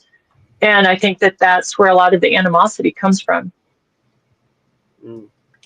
Yeah, there's so much. I mean, season 2 will have more episodes for sure.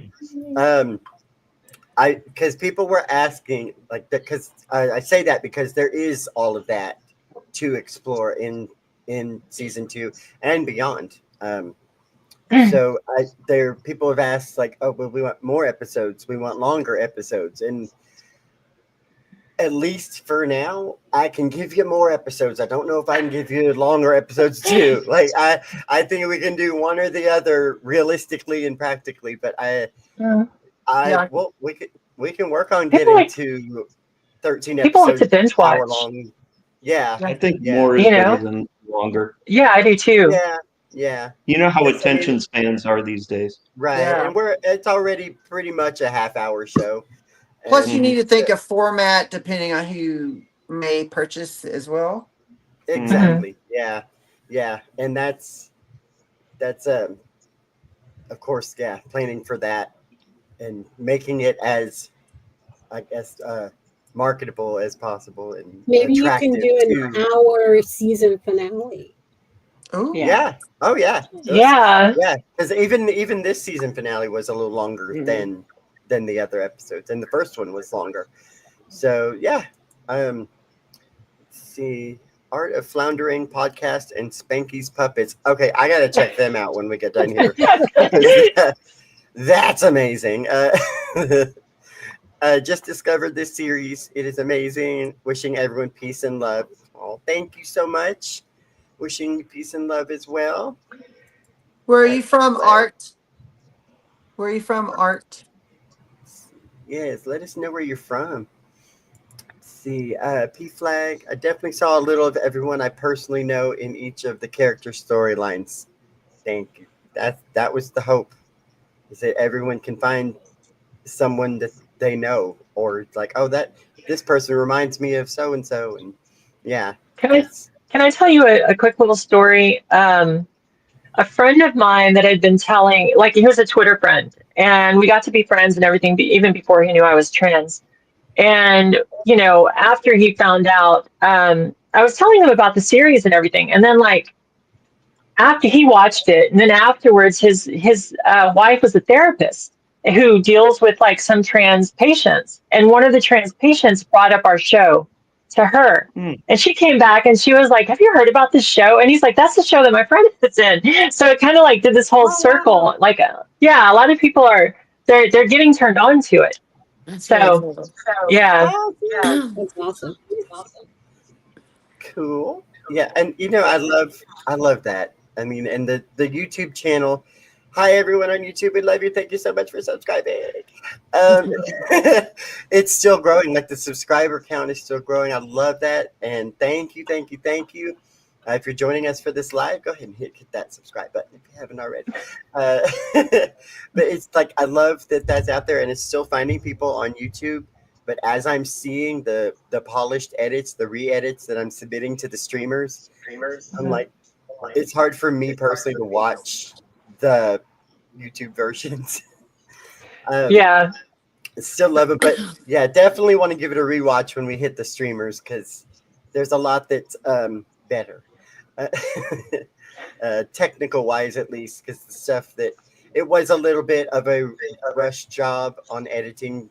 I painted myself into a corner a little bit with putting dates on things, and that is another lesson I learned that I will take with me in the future. I bet. We're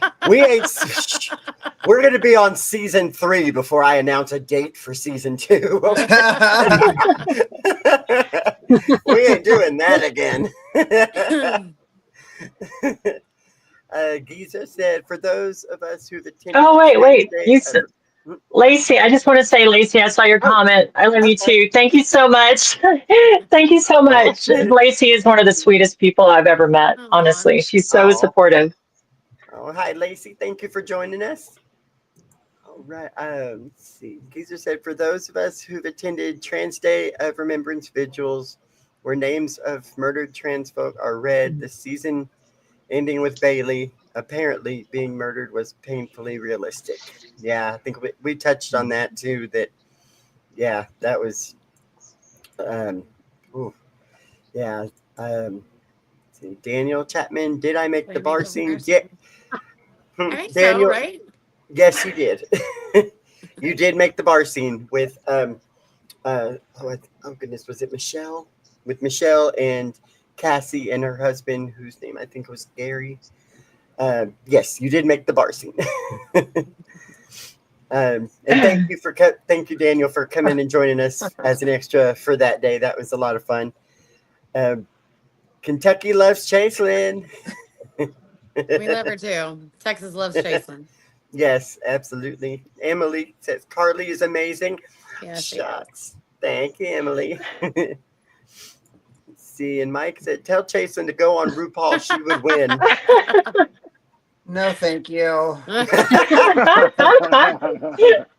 No interest. Right. If the deal sounds too good to be true, it is. Contracts are a bitch. You don't want a sachet.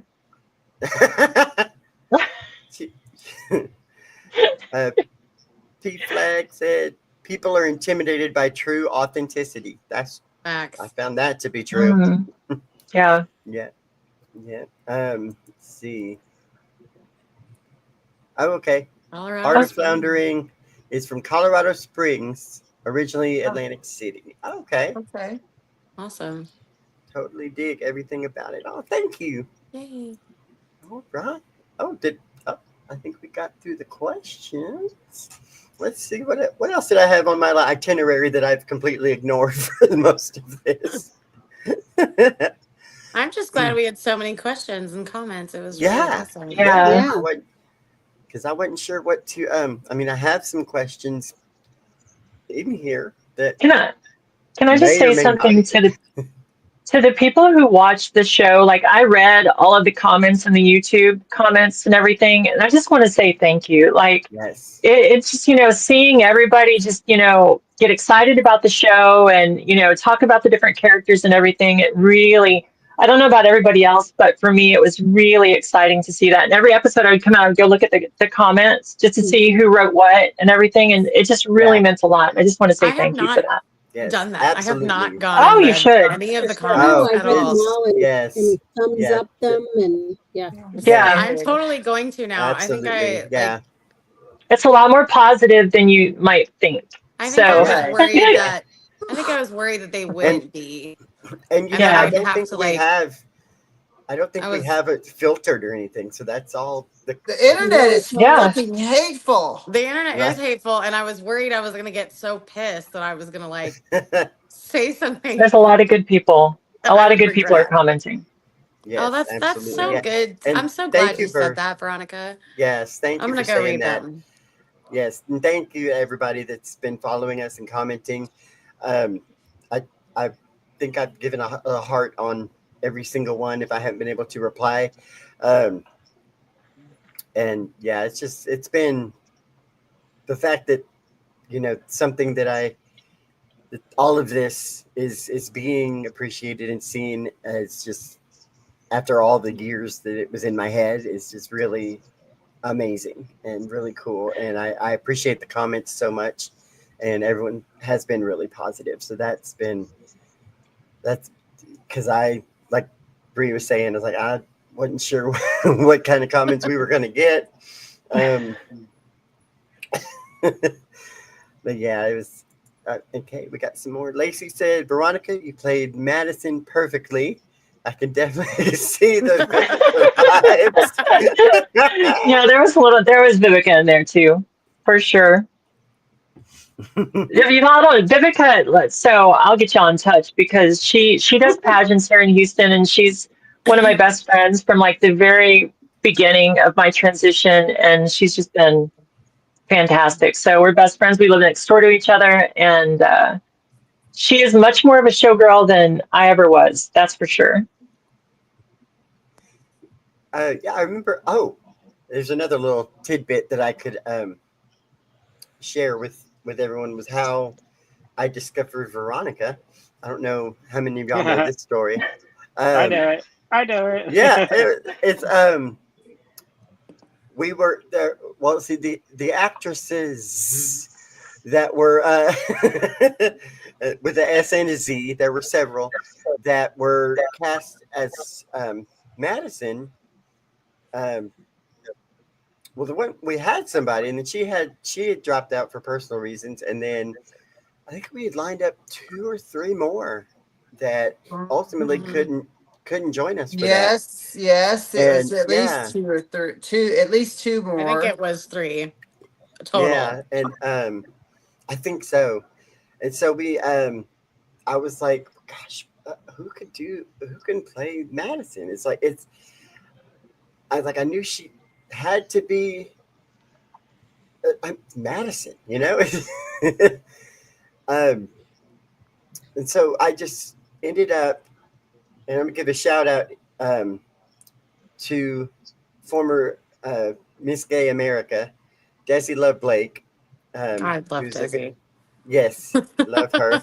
She's a good friend, and I was just on Facebook, and I was like, let me just click on Desi's page and go through the friends and see if I see anybody that makes me go, oh, look, she would be good for that role.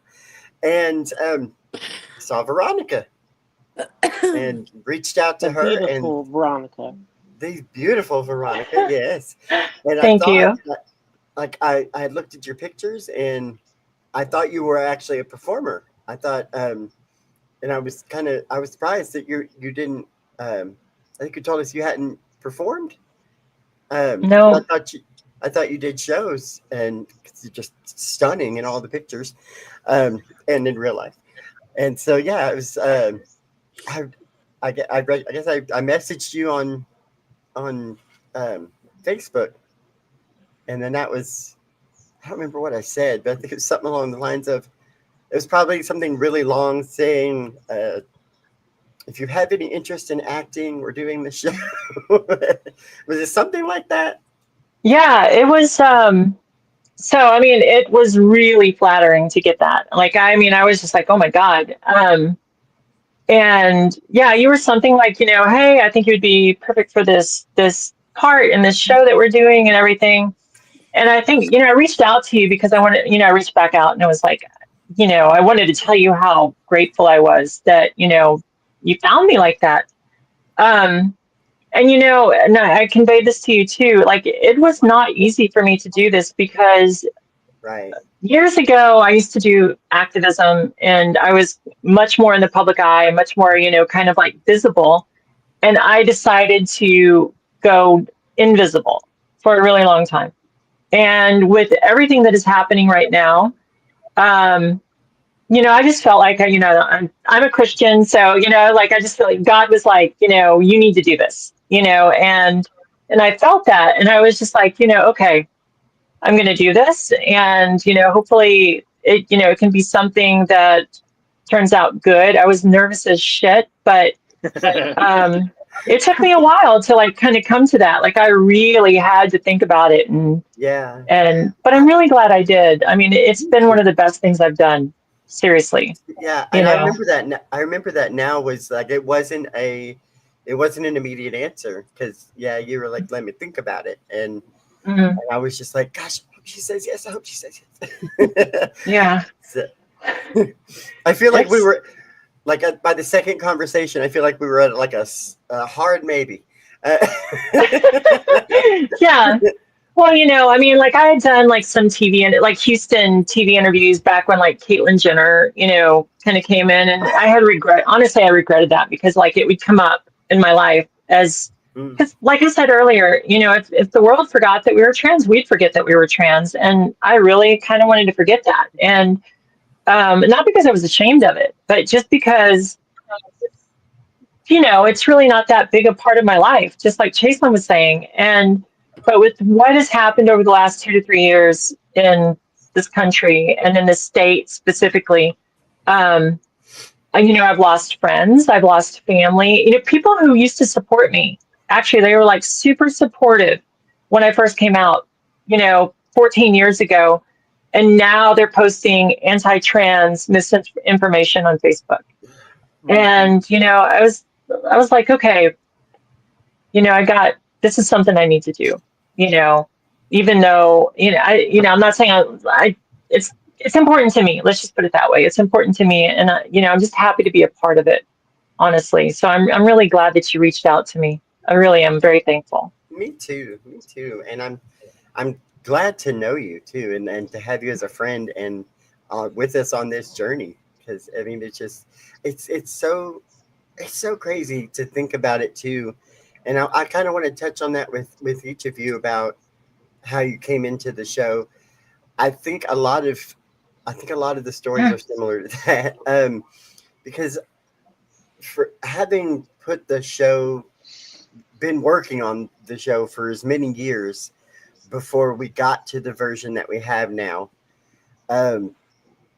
different people were on board playing the role at different times. Like we had a completely different cast for the crowdfunding trailer we did in 2018, and we had people on board that were with us up until like this version that finally made it to completion of the first season. And it's crazy to me how, in hindsight, the way that the universe moved the pieces and time did what time does and made it to where we're all here now. Yeah. And I think I just very grateful because I think maybe we're coming out at the right time. And with this group of people, I couldn't be more grateful that each and every one of you are a part of this. Well, Yeah. thank you for not giving up. Yeah. Because you are stronger than I could have ever been. Just watching what you dealt with just in the few days that I was a part of it is just, and the patience, you get a phone call, I can't be there. And you're like, okay. And then you would just replan, and like make everything work. And I was just like, oh, God. Yeah. Yeah. Well, and and I think that's more of something that I picked up in recovery of living in the solution instead of the problem, and having everyone else there, and y'all showed up, y'all were there. We can't throw in the towel, we just have to figure it the fuck out. Well, I think once we had Chaselyn, that's when we were like, okay, we have to get everybody else because Right, we right. have the perfect Cheyenne now. Oh. And so we Yes. can't mess this up. So then it was like, Yeah, but it was really it's a like little it bit of that, all yeah. fell into place Yeah. after Chaselyn came on. And Yeah, some of us I were on think board I think before so. her, but I feel like everything else, like it really got the ball rolling. Yeah. I think so. Time means everything, and everything happens at the right time. Everything happens for a reason. Carly, I know you did the crowdfunding one, and then I remember whenever you and I did the table read, Oh, yeah. Mhm. and That was a totally different cast too. right, so timing is everything, and everything happens for a reason. So, like we were looking for a perfect Cheyenne, and we couldn't find Cheyenne, and then Chaselyn came along, and everything was great, and I mean Hmm. everything just happened at the right time. Yeah, So yeah, I mean it couldn't have gone better, and it couldn't have happened at the perfect time.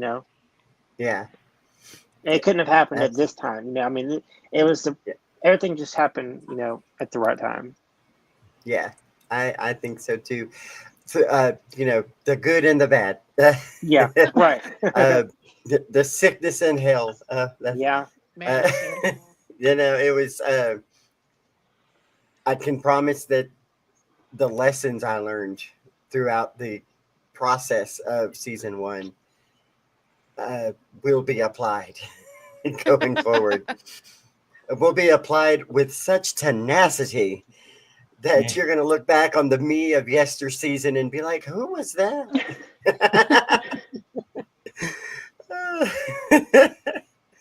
Let's see. Oh, we got a few more coming in. Let's see.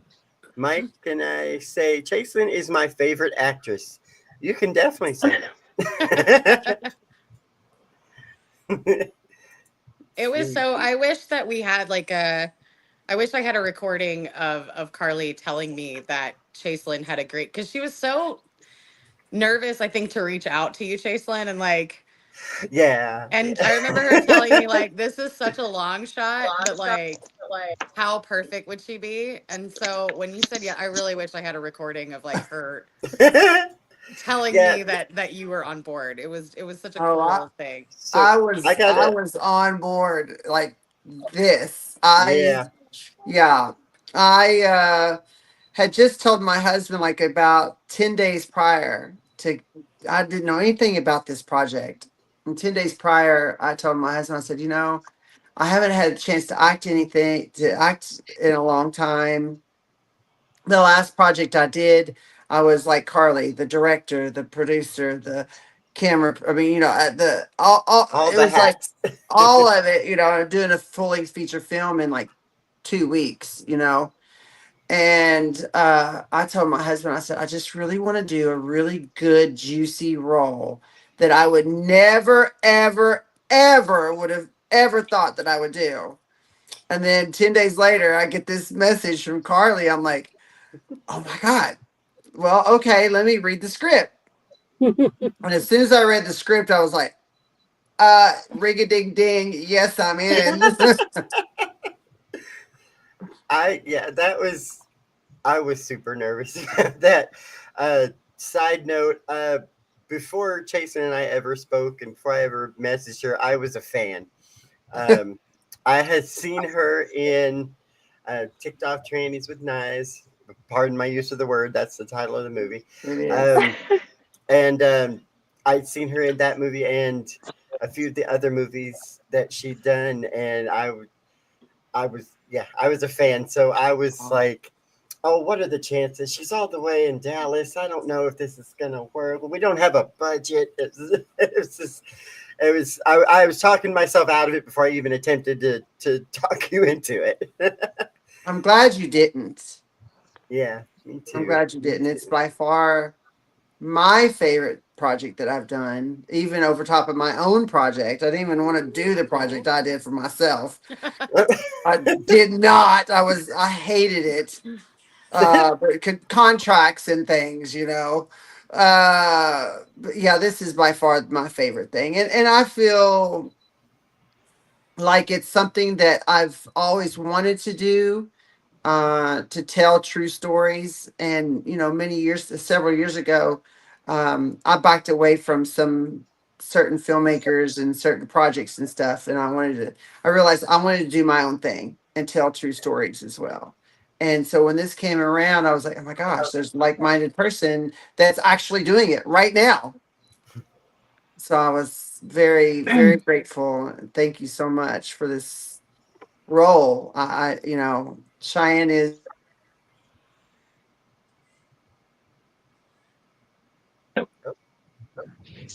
Did she freeze?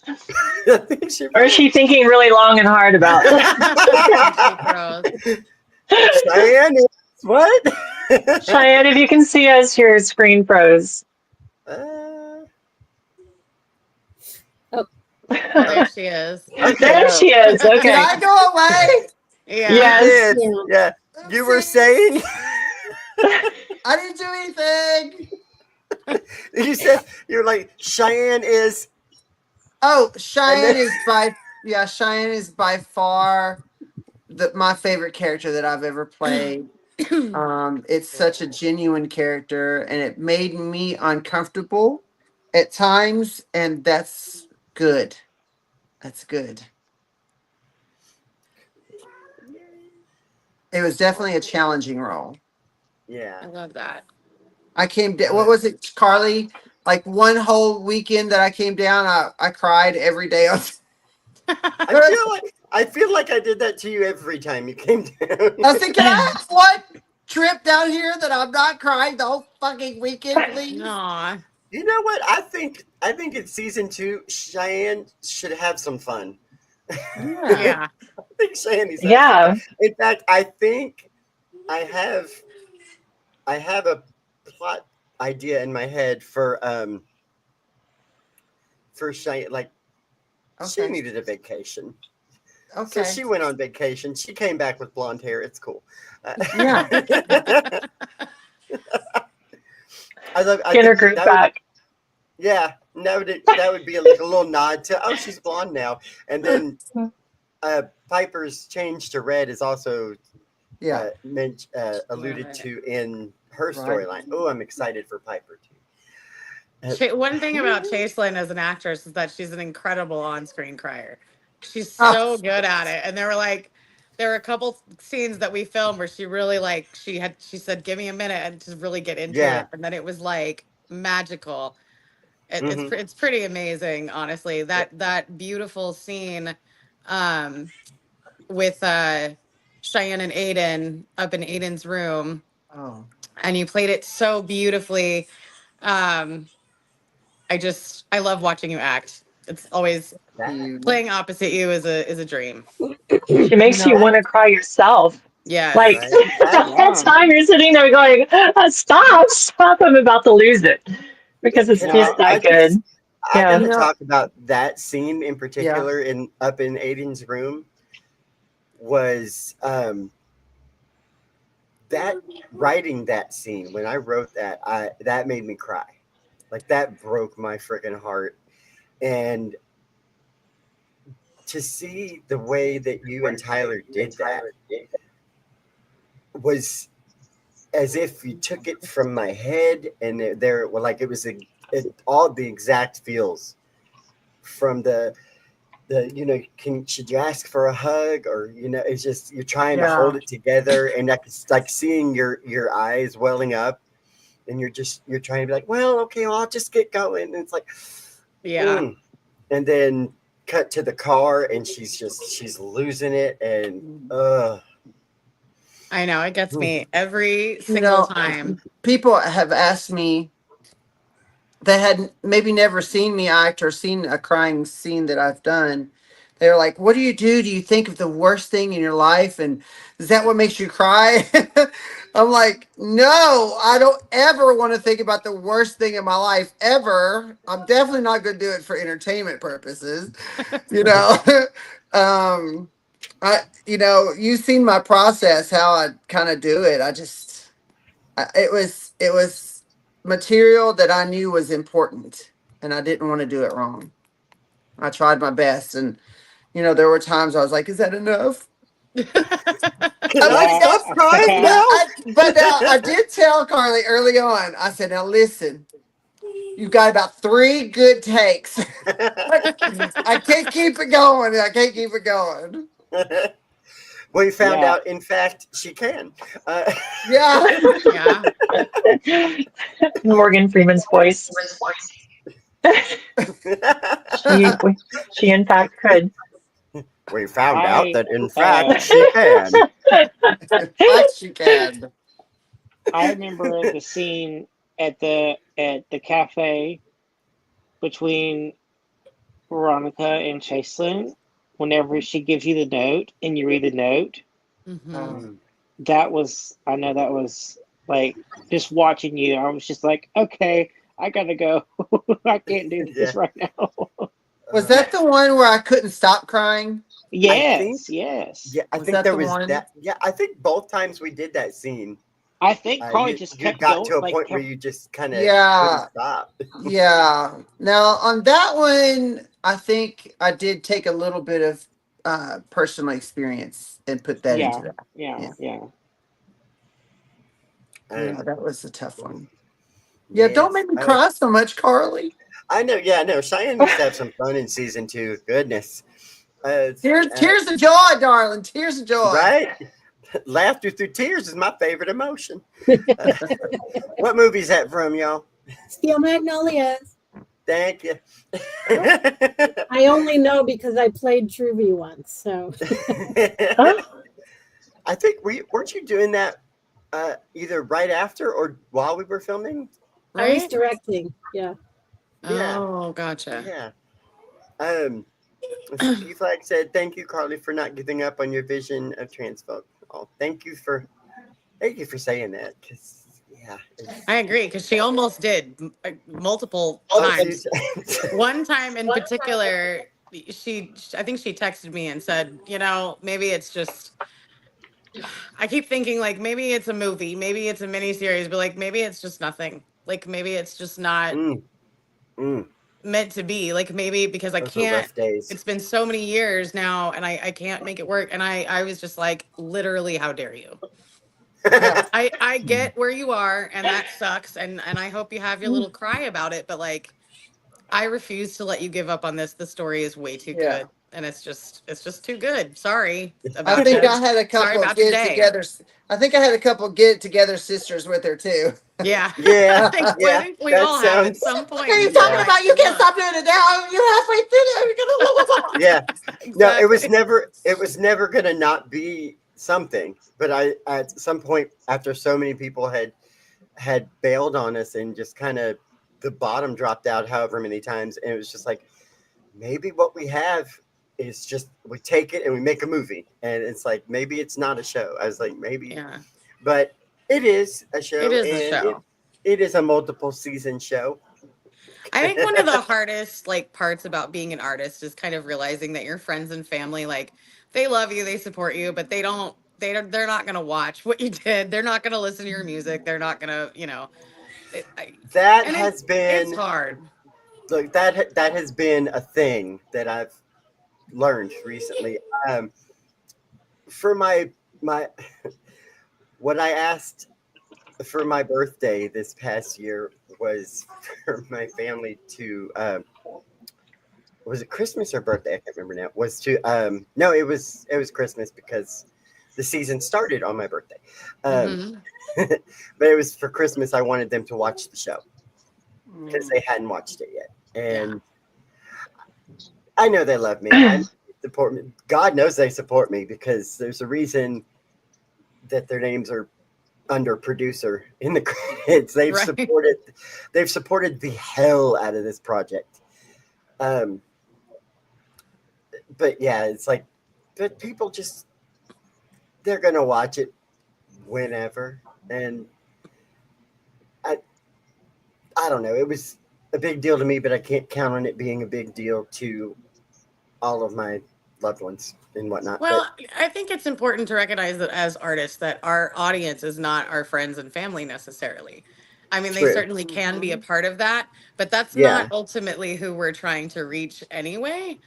And so Yeah. kind of like letting go of that in my life has been, it's been important for me as a performer and in music and with acting as well. And, you know, to just kind of realize like, this isn't really who I'm doing this for. Right. Yeah. I was about to I say just, something similar. Yeah. yeah. My whole thing is without getting too into therapy, I, my whole thing is feeling kind of like a failure a lot. And so when I achieve something like completing this season of a show that's been in the works for so long, and I want to show it to my loved ones and be like, look what I did. Yeah. Look. And it's, Yeah. I mean, but at the same time, it's like, yeah, we knew you'd eventually get it done.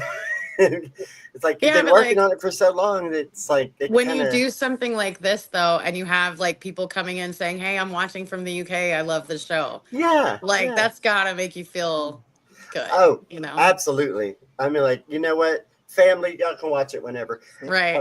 These are my people. Yes. Yeah, absolutely. All right, Art of Floundering podcast. It is real art. I am thankful to have discovered it. Thank you. Oh, let's see. Geezer said, "Thank you for putting this live event together.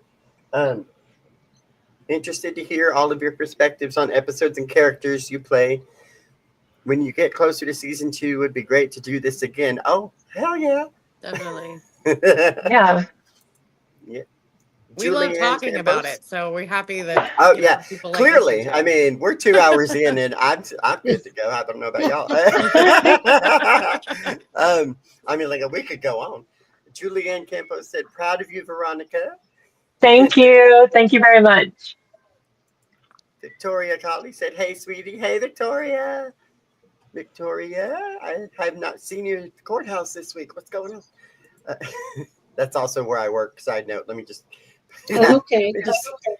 Let me give some context to that. My day job is at a courthouse. Uh, okay, yeah. Mike said, "How did Chaselin start with the show?" And I think we just touched on that. My phone just said bedtime reminder. Shut up. Yeah, I think we just touched on how Chaselin got involved with the show. Um, I took a chance and sent a message because she's awesome. And Lacey Black said, "Love y'all. I can't wait to see what happens next." We can't either. Yeah. Everyone from UK. Yeah. Hi, everyone from UK. All right. Vicky Ann What's Dealey from up, the UK UK? says hi to everybody. Hi, Vicky Ann. Thank you for joining us. All right. Let's see.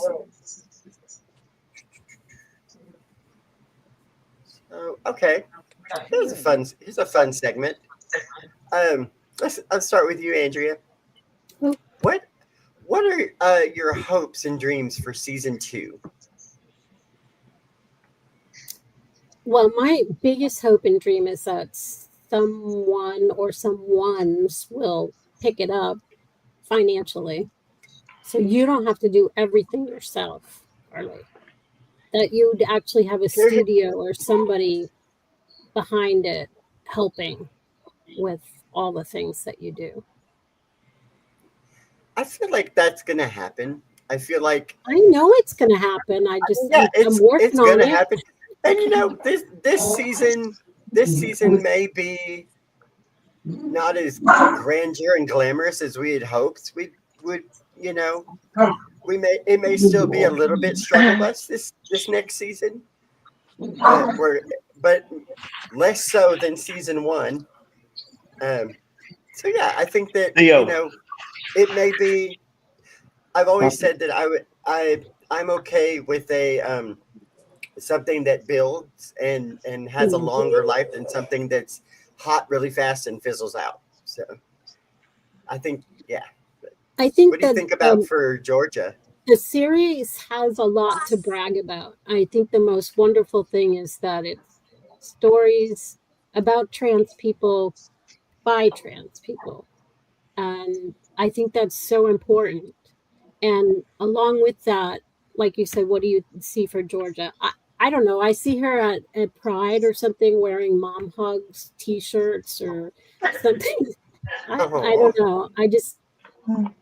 I'm fortunate. I'm very thankful to play the role because I think she has she's very important and has great things to say. And all the feedback I've gotten from my friends has been terrific. So it just makes me proud. And I think, yeah, everybody needs a mama bear, and I'll be it for everybody. That's fine.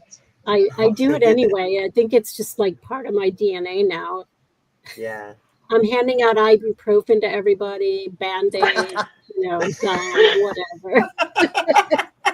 Bagel bites. Yeah. Right, yeah.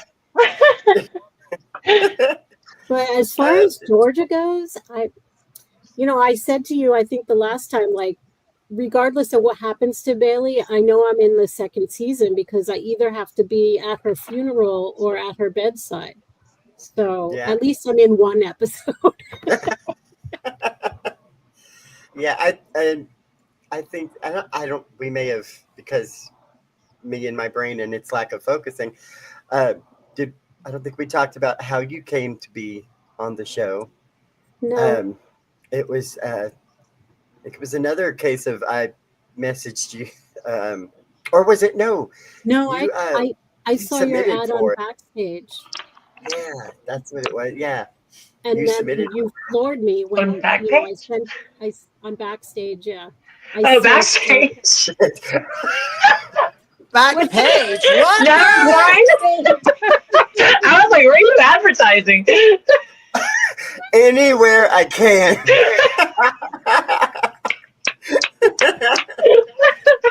Oh, that's funny. It was right next to my personals ad.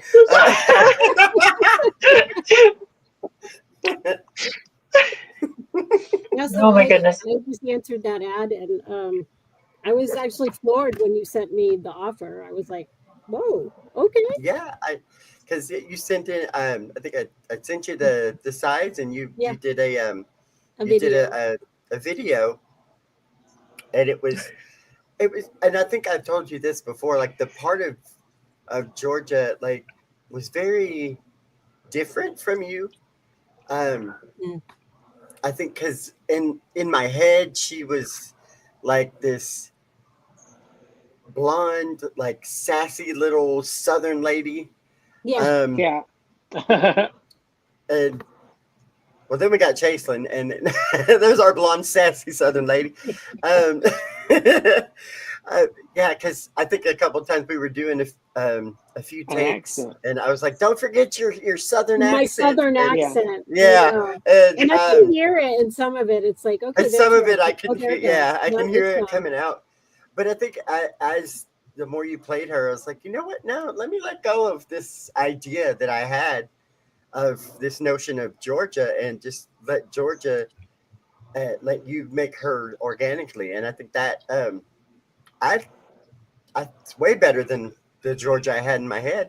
It's like, and I think like when the show gets out there to more people, and I said this to you on one of the days here, it's like, I think if we had like a big fan base, and if we were ever like at an event or something, I think people would just want to come up and hug you. Give me a hug. I think they would take you up on those free mom hugs. So, and there would be crying. Lots of crying. There would be lots of crying. Yes. Yeah. Dave, what are your hopes and dreams for season 2? Well, other than more people being able to see it,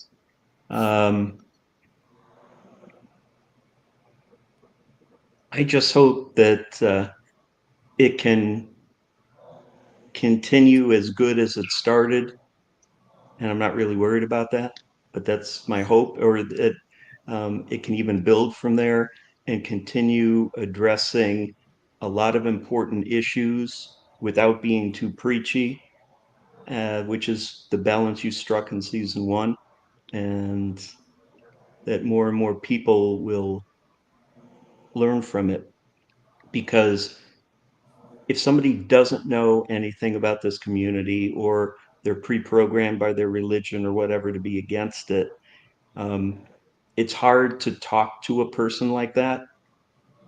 But if you can get them to watch a TV show in the privacy of their home, that's probably a little safer for them to explore these ideas.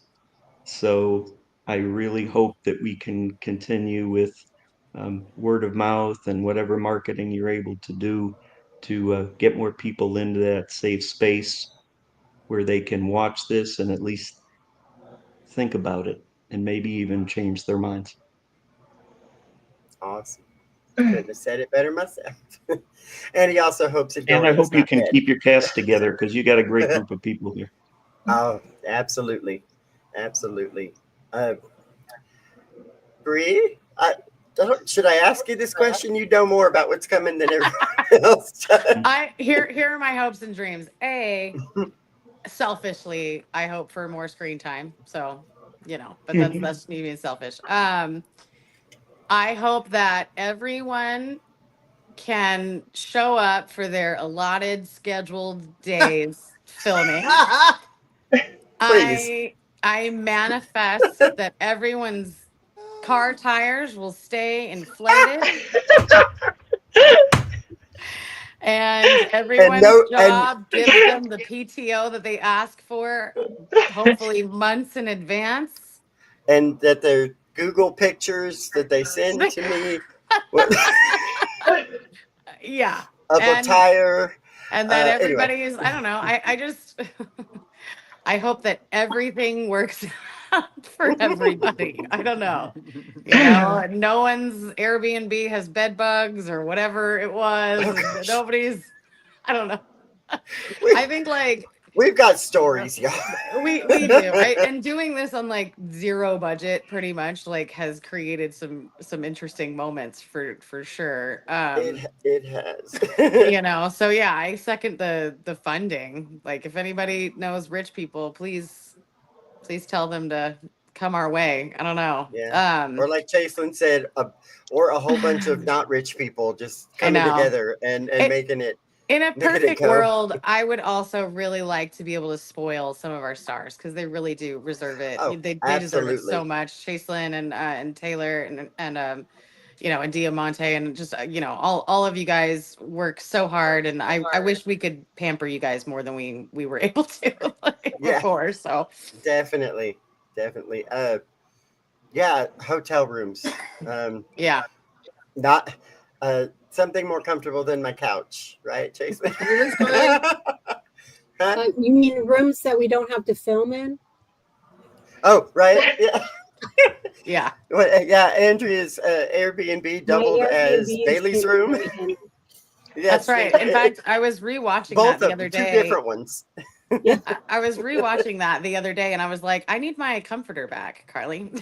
Oh, it's still here in my closet. It's safe. It's in its thing. One of these days, I'm going to remember to grab it before I come see you. It's fine.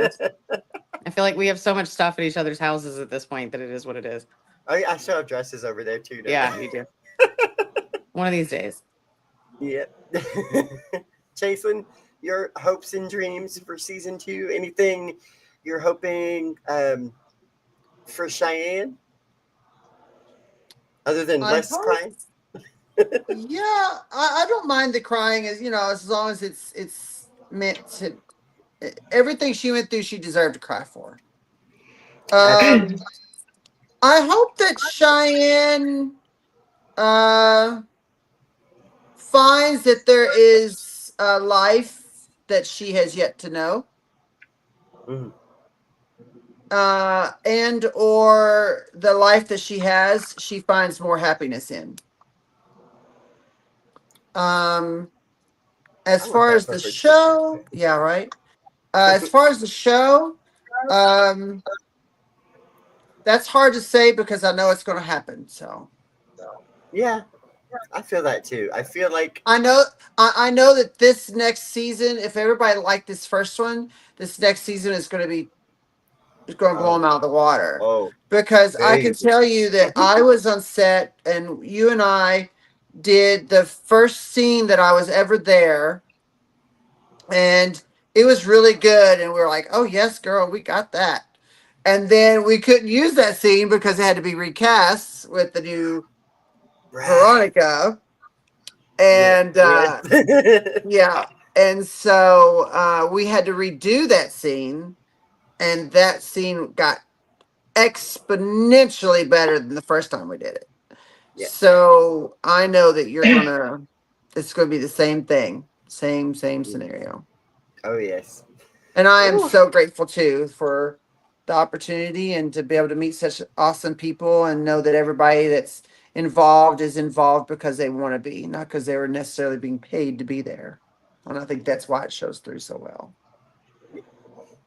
But they will be paid to be there. That part is happening. I don't care how many street corners I have to stand on. More?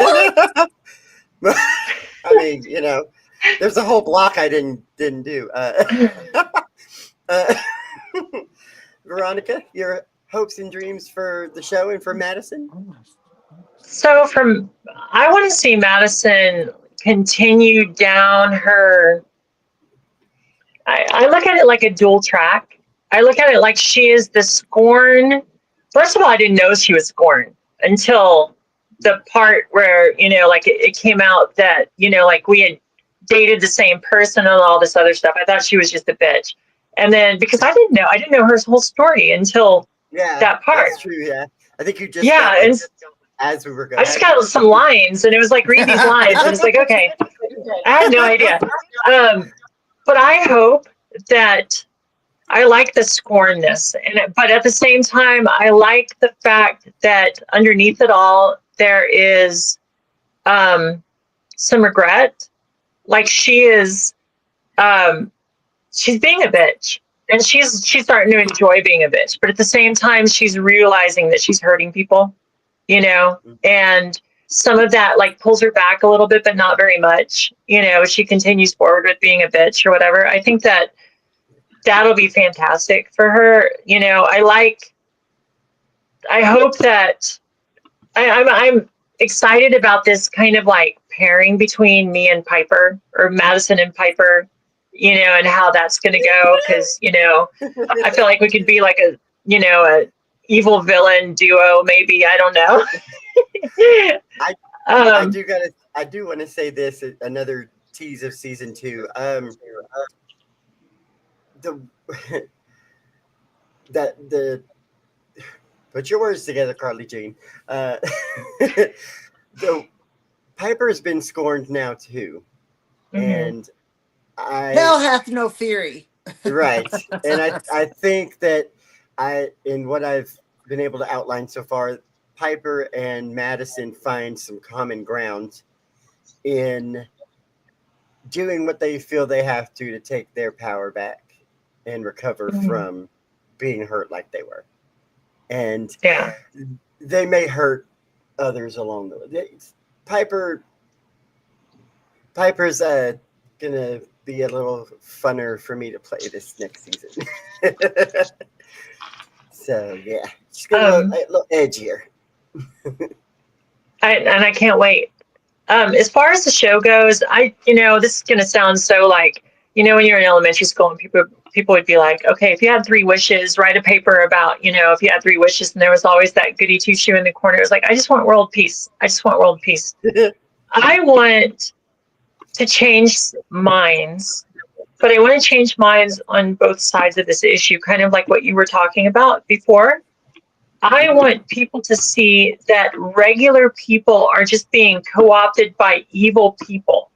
You know what I'm saying? And that people realize there's a lot of common ground here. And once they realize that we are all just normal people, like I said, paying our taxes and, raising our families and, doing these things. I'm hoping that whether it's somebody that just hates everybody on the right, they change their mind, or if it's somebody who hates everybody on the left, they change their mind just a little bit. If we just have a few of those, then that kind of, it's like a seed and it grows. And that's really what I want.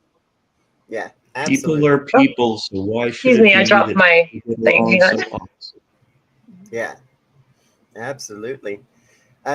Shanice said hey to Could I? everybody. Oh. I'm sorry. Could I throw on one more wish? Oh, absolutely. Um, Into the wishing well.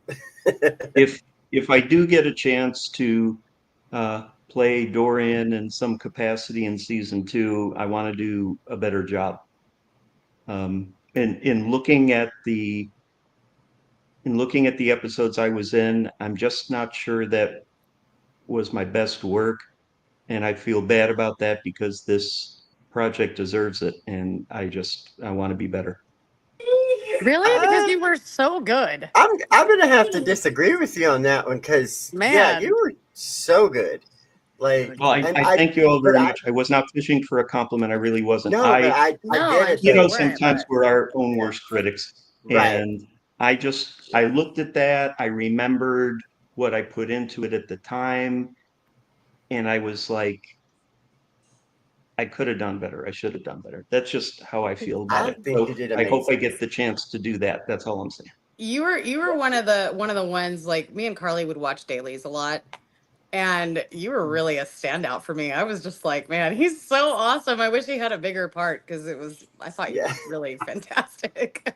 I mean, I yes. appreciate you But saying that. I I really get do. that. I get that. Like, Veronica was complimenting me before on the apartment scene with Piper and Caleb. Oh, I And love that one too. that one, and see, I feel the same way about that one. Is like that Dave was saying. It's like, I in that way, I feel like that's when I was supposed to bring it. I feel like I didn't quite bring it. But I also know how, as actors, how we are with ourselves and how we're going to be our own worst critics. So Yeah, that's true. But I also was just so impressed with the cast because I know you had a lot of first timers in there, people that haven't done it a lot or for very long, but you really couldn't tell who was who, and that's the beauty part of it. it was I think everybody was. everybody was just so into what they were doing that the amount of experience that this person or that person had or didn't have, it was kind of neutralized, and it kind of just became everybody together as one team doing the best they could with what they had for the greater good, for the project, for the team. And I love that. Absolutely. I would Just give to a like shout out piggyback to. on that. Oh no, go ahead. Sorry. I just want to give a shout out to Shanice. She said, "Hey y'all, Shanice Monroe, Shanice Duran, but she was Shanice Monroe in the credits." Dave, you remember Shanice? She played I Layla. was just going to say, I remember Shanice. Yes. She was the woman I was considering trying new things with before my Yeah. wife stormed in and interrupted Yeah. me. She like totally cockblocked me. How dare you interrupt my cheating with your cheating? I hate it when the white person. Shanice Wish said Carly she and her wished her love interest would get together. So you Wow, want Shanice Piper party and of one. Yeah, do you want Piper and Caleb to get together? I remember really hoping they would work out when I read the script. And then seeing it acted out was very different. Yeah. Like I how mean, fast the flip flop really is. It was like, oh shit, no, this guy sucks. Never mind. But I mean, but also that felt very authentic too, because Yeah. that particular, I mean, stories like that one came mostly from personal experience, and they flip on a dime. It's crazy. I get it; they're going through stuff, but damn. James, what is your hopes and dreams for season 2 and beyond? Let's see. I know that it's going to go well because of the amount of support that season 1 has gotten. So I know that season 2 is going to happen. Kind of like what Jason said, I know, or whoever else said it. I don't remember who said it, but I know it's I going to think we happen. all know. Yeah, we all know. Yeah. Yeah. Yeah. And I gotta bring back your character that was the bar patron in the finale. we got Yeah. we gotta get that'd you be in front of fun. the camera more. People need to Yeah. see. And oh, you know what? I gotta say too that I was doing the sound for a film that's gonna be coming out, I think maybe September, closer to the end of this year, called Merry Little Baby, written and Oh directed yeah. by Denise Monet. And I was doing the sound for that, and there's a club scene that's a montage. So as I was working on it, I skipped over it. So I'm like, oh, we're just going to put music there. Let me get to the next scene and get to work on that. And going back through to put the music in, I'm watching the scene for the first time. And then I'm like, wait, I know this guy that's dancing right there. Is that James? And so I texted him. And it's like, were you an extra in one of Denise's movies? And he said, That yeah, was me. that was me. That was me. But Yeah, I just put me in with me shaking my ass. Like just right, having a great time. I'll be good. Yeah, and you're so helpful behind the scenes, and I appreciate you so much for all that you have done for us. And I hope you'll come back and join us for that too. But I definitely Yeah. want to get you some time in front of the camera to show off Okay. your acting muscles too. Okay. I would love Not that. just That'd be shaking your ass, awesome. but you know. No, I know. I mean, just a Yeah, little fun club scene would be fun. right. Exactly. If that happens, I'm going to make a request that I have a scene with James because we met on a set Yeah. 3 years ago, Yeah. and he very kindly asked me to audition for a project he was directing, but the schedules didn't work out, and I want to do something else Yeah. with him. And by the way, if anybody's interested, the project I'm referring to where we met is a psychological horror movie called Aged, AGED. Came out about 2 years ago now. It's streaming on Amazon Prime, Tubi, and YouTube. Okay. And it's a slow burn psychological thriller and has a wicked cool twist ending that nobody sees coming. Yeah. Ooh. Yeah. It's fun. James Yeah. was an excellent PA on that. You won't see him on screen, but his work is all over that film. He was just so helpful and so great to work with. I'm Thank glad I you. got to meet him on the set. I love being a PA. Like just because like someone's asked me, do you like being in front of the camera, behind the camera? I said both. And like one thing I love about being a PA and like being just in filmmaking in general is seeing the different departments and being able to see everything come to life. That's why I love filmmaking, is just seeing things come to life. So I just enjoyed being a PA on this show because I got to see things come to life and a story being told. So I I know just, exactly what you mean yeah. because over the course of my professional life, when I'm on set, I've done just about every job that's surrounding me. Mm, yeah. I have spent a lot of time behind the camera. I've spent a lot of time in the edit booth. I've also written and seen my stuff produced. I've directed a little bit and of course acted. And as an actor, which is my main focus, acting and voiceover, but when I'm on set as an actor, it really helps inform my performance because I understand what everybody else is doing and what they need. I think that's an important experience for any actor to have if they want to do it as a career, to do what James just talked about, to be That's familiar with what the different departments do. Mm-hmm. oh yeah. Yeah. All right. So guys, we are 2.5 hours in. I'm gonna go ahead and wrap us on up here. Thank you guys so much for joining us. Thank you to everybody that tuned Thank in and you. asked questions. And it's been so fun catching up with you guys. I mean, I could chat with all of y'all all night. And keep commenting. Like when we put out new videos, please keep commenting. I love reading them. Okay, I am such my brain.